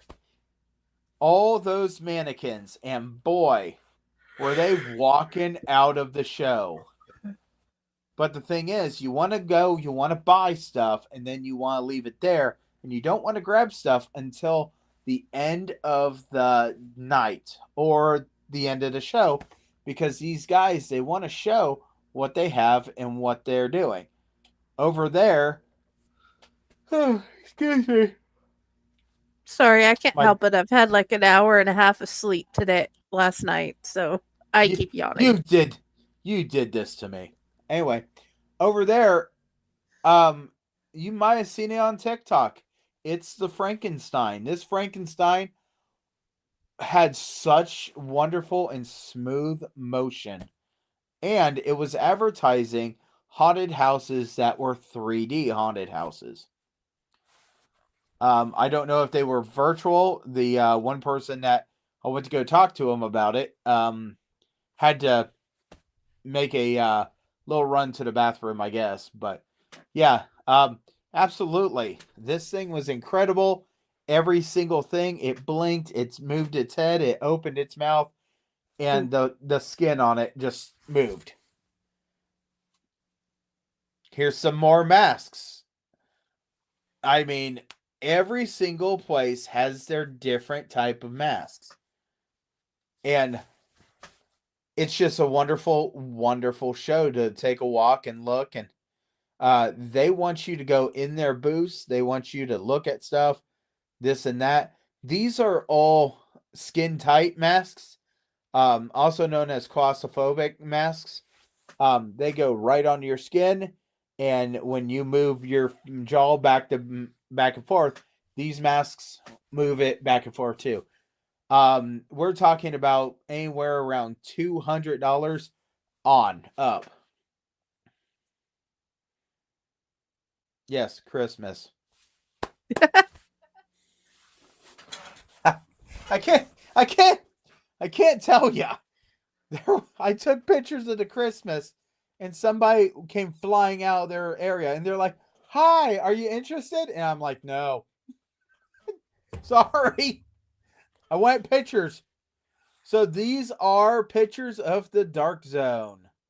And I mean, these are the animatronics that move around, and they swing their arms, they roar at you. One of my problems with animatronics. I'm sorry, if you can fix this for me, I'll be a happy camper. I want you to listen to me, okay? Animatronics are awesome, but if your mouth is moving back and forth, you've got air running it. That air goes and closes, and you hear that pss, pss, pss, pss. I should not hear that over the monster roaring. Rawr. I want that to be louder. Run your lines out of the cylinders and put them in a quiet box. If you don't know how to make a quiet box, get a hold of me. I'll tell you exactly how to make a quiet box. It is not that hard. This was one of the things that absolutely caught me over and over and over again. Cemetery open arches, or entry arches. My bad. These guys make them. Absolutely. These guys, and they were at the show, and it's absolutely amazing. Because honestly, I mean, everybody likes a good arch. Well, this company actually will take what you want, and they'll put the words in that arch for you. That way you don't have to play the menacing or the mystery game of, is it all going to fit? These guys have a company for that. Great. I need to get a hold of them for a Gibson one. Hey, I think we already did this one, but it's clearer. Hey, that's a better picture. It's clearer. Yes. Now you can actually see some of the plates in the feet and the dolls and a lot more detail on this. And every single one of these guys have a lot of detail. Oh yeah, they do. They're epic.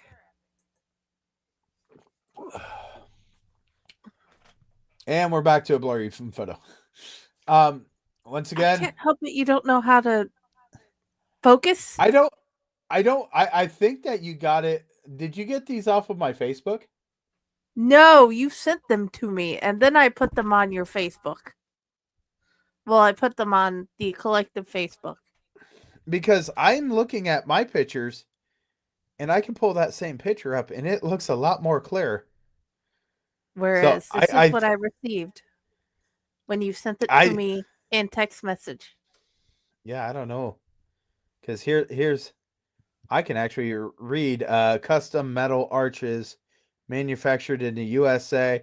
I can even read scare something products. And that was the arches. So I don't know what's going on here, but our pictures don't make this look justice. So maybe it's just like one of those things that they can't go after us for copyright infringement. I don't know. But yeah. Anyway, here's some more. I mean, they have your prop people. They have your mannequin people. Absolutely. You go ahead and you want it specially made, these guys can make them. And these guys absolutely over and over and over. I will tell you how wonderful it is.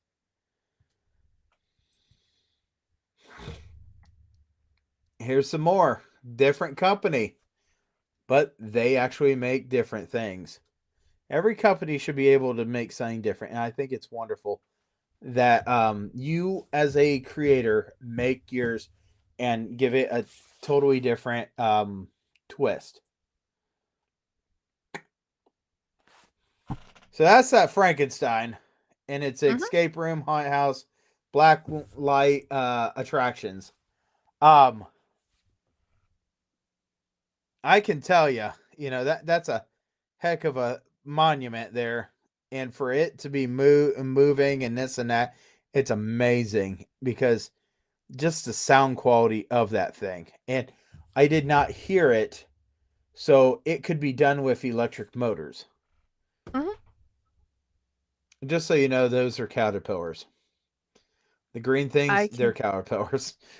We found the fairyland portion, and I want the mushroom. So,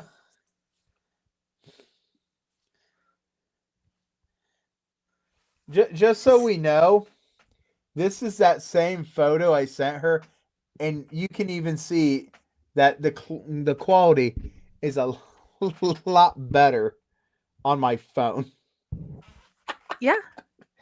So it wasn't me. It's all I know. This is how I received it when you sent it through text message. Oh my gosh. I need to resend them all to you. That way you get better photos for you. That way you can understand. See, that one came through. Yeah, that one. Let's bring it back up. That's a Beastcraft. Yeah.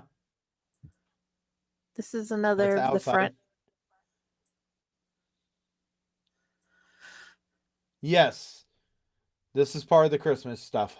Well, this is where the Christmas and Halloween mixes. And this is like, oh, I want Halloween, but I don't want it to be creepy. This is the stuff that you're going to buy. You could buy this for your pumpkin patch. And kids would be like, oh, look at this.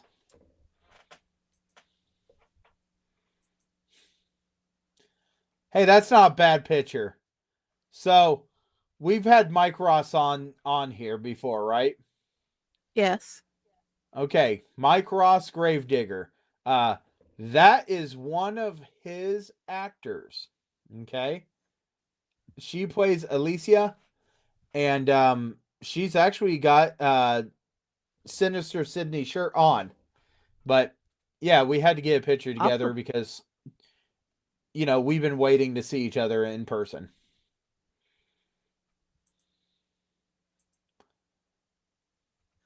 This is interesting, okay?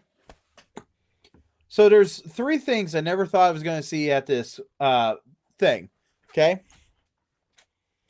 1, I didn't think I was going to see as much Christmas stuff, even though there was a Christmas show there, okay? 2, I never thought I would see these guys. And 3, because this is a miniature golf. It really is. It's a company that makes miniature golf systems that you can actually buy and give your haunted house or your pumpkin patch something fun for people to go through. And the 3rd one was the United States Postal Service. Yes. Interesting. The United States Postal Service. Now that's a really good picture. Yes. I don't have the answer. I just know I see it. I know, but it's making me want to bust my head against the desk here. I know. I can't help any of it. So that is some of the arms that were cash and carry for fright props.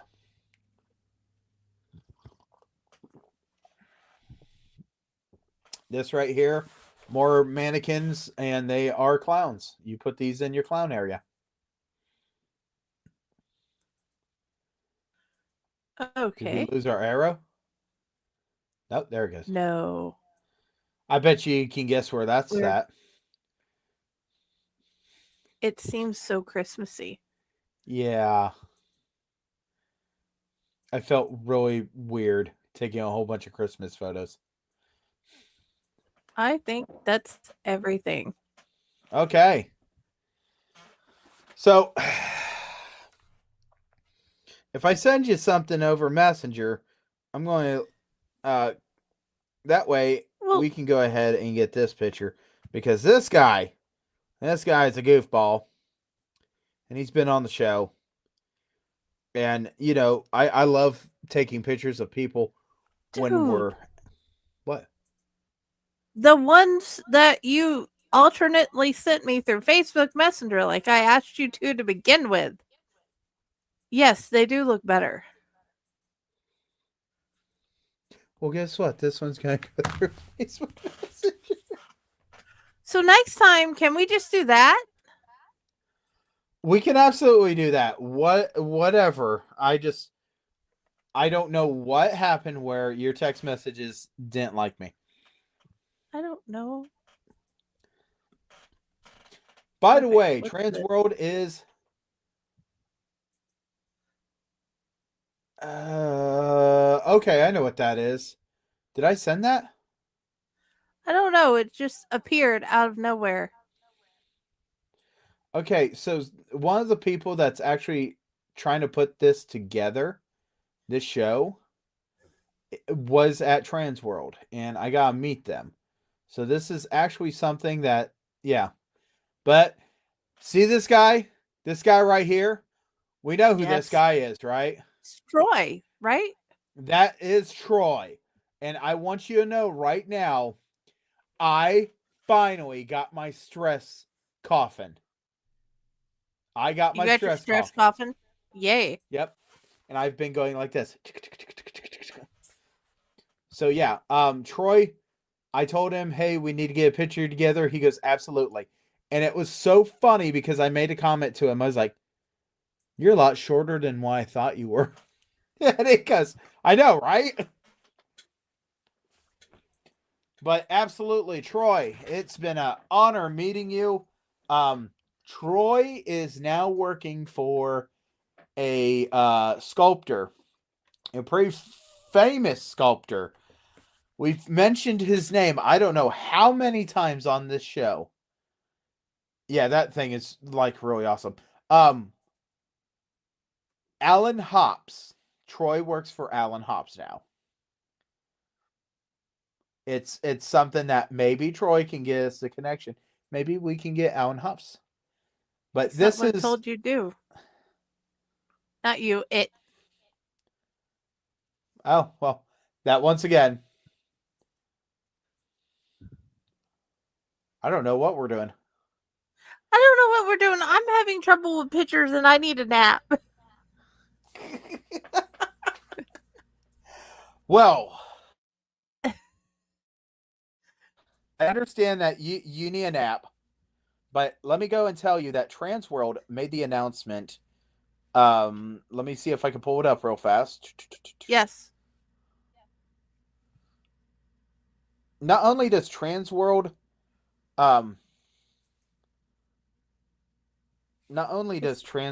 go through and do East Coast and Midwest and Legendary Tour, but Transworld actually also posted that they were already doing the dates for next year, which is kind of funny because when I went to go look at this, see if we could pull it off of Transworld Live and see if they posted the dates.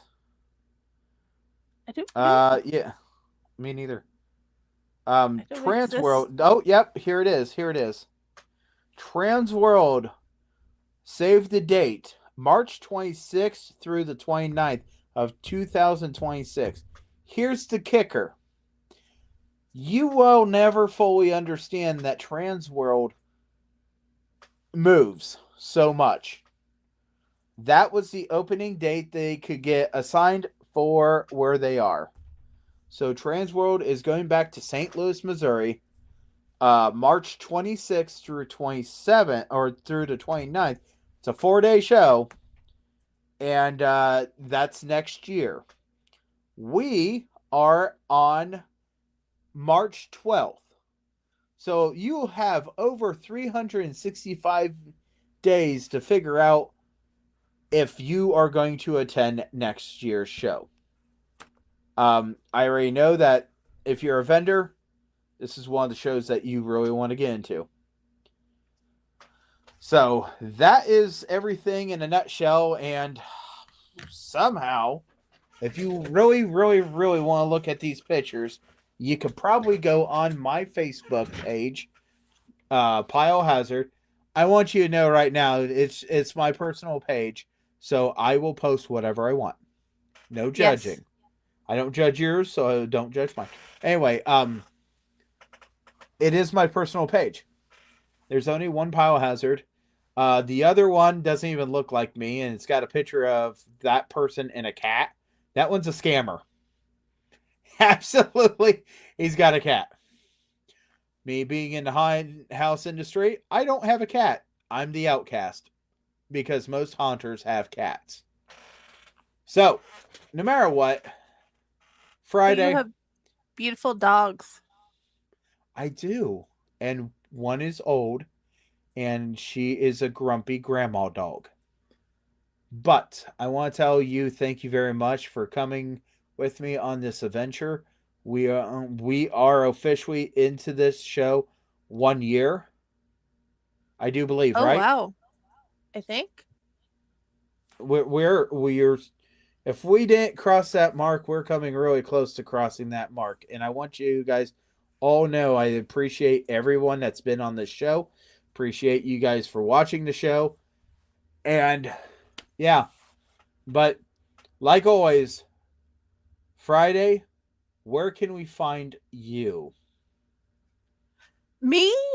I am that spirit that messes with your hair when you're sleeping. Otherwise, I'm on Facor. I'm on Allight Network. I'm on Friday with the Library in the Blue Box. I'm on Corpse Garden Chronicles and Jennifer Elliott, the author page. Nice. Man, you have a list of a whole bunch of things. Friday, see if you can post that wonderful thing, and let's see if we can advertise this wonderful thing that we got going on here. Which wonderful that thing? comes It comes out in May, I do believe.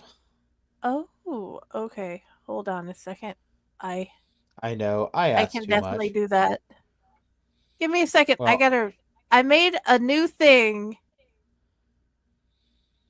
and now I have to download it. oh, Where did it go? Well,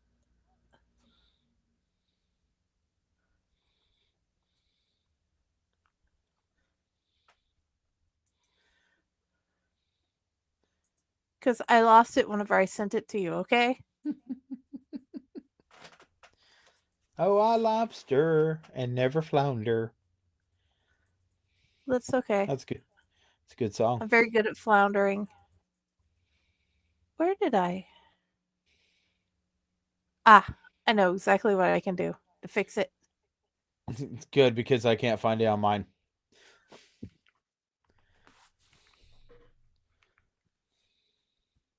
I know, guys. Sorry. We did a thing. And we're doing it collectively together. Yeah. And Aw. there we go. That's the one picture we didn't show. A picture What? of Freddy Fazbear. There we go. So, next, I think on May 23rd, well, I know on May 23rd, in Adventures of Fantastic Tales, you'll find Ronald Gillespie Jr., you know, Ron, and my story, and a whole bunch of other amazing tales of gnomes and orcs and other creatures. In the realistic dreams, you'll find Gear's memory, and you'll find the search for the bewildered beast photos that Chaos had entered into the anthologies. And you get 2 amazing books full of amazing authors and artists and poets. And we are trying to prove to Pyle that his work is worth the reading. So yeah. It's not. I hope you guys go check it out and find all our amazing poems and our amazing stories and pictures. Yes, absolutely. And if you guys want to be part of the show, absolutely get a hold of us. Let us know information. We'll send you a couple of dates. You tell us out of those dates what sounds good to you, and then we'll officially confirm what date we will have you on the show. It's not hard to get on the show at all. We love everybody that's in the High-End community. And before I go, I have one question. Does anyone have a diary? And in your diary, does it have a little flap inside the cover? Because none of my books do. I'm just saying. I guess I'm asking for a friend. You know, maybe that one over there. I showed him how, well, I told him how in the back of my couple of my journals, there's a little pocket at the back of it that has pictures. And I confused him. Absolutely did. Also, what I'm going to say one more thing. Chainer's Field of Screams may have purchased stickers. This is the first time that we have ever offered stickers at our haunt. Oh, I bet you do. I love stickers. Stickers make me happy. We are also looking into arm patches. But I'm just going to tell you guys, this might be a limited offer or limited time for this upcoming season at Chainer's Field of Screams. Just because I don't know how much I'm going to get some slack from that one. But they don't watch the show, so if they don't watch the show, they don't know that they're coming. So therefore, you still need to mail me a sticker. I can do that. But no matter what, you guys all have a great night. Friday, like always, thank you very much.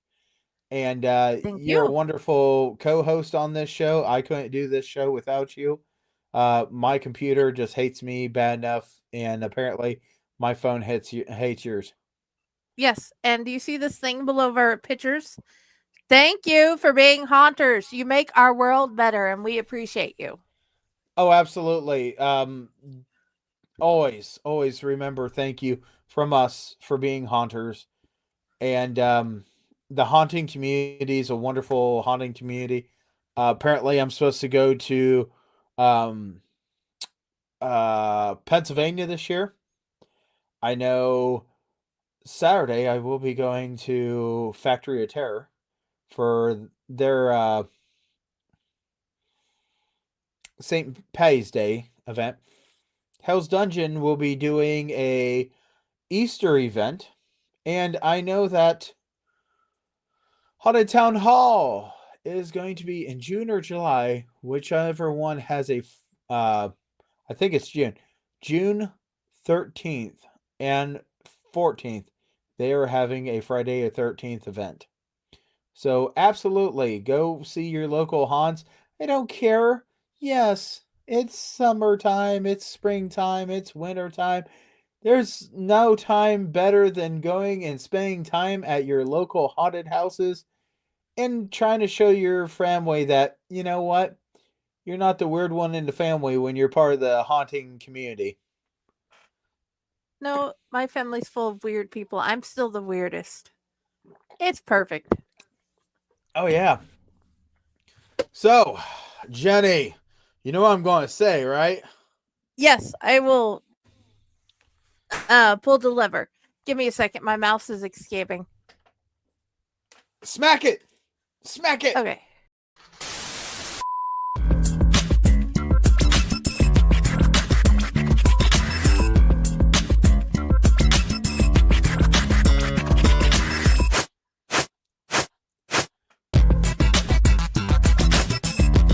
I love that guy!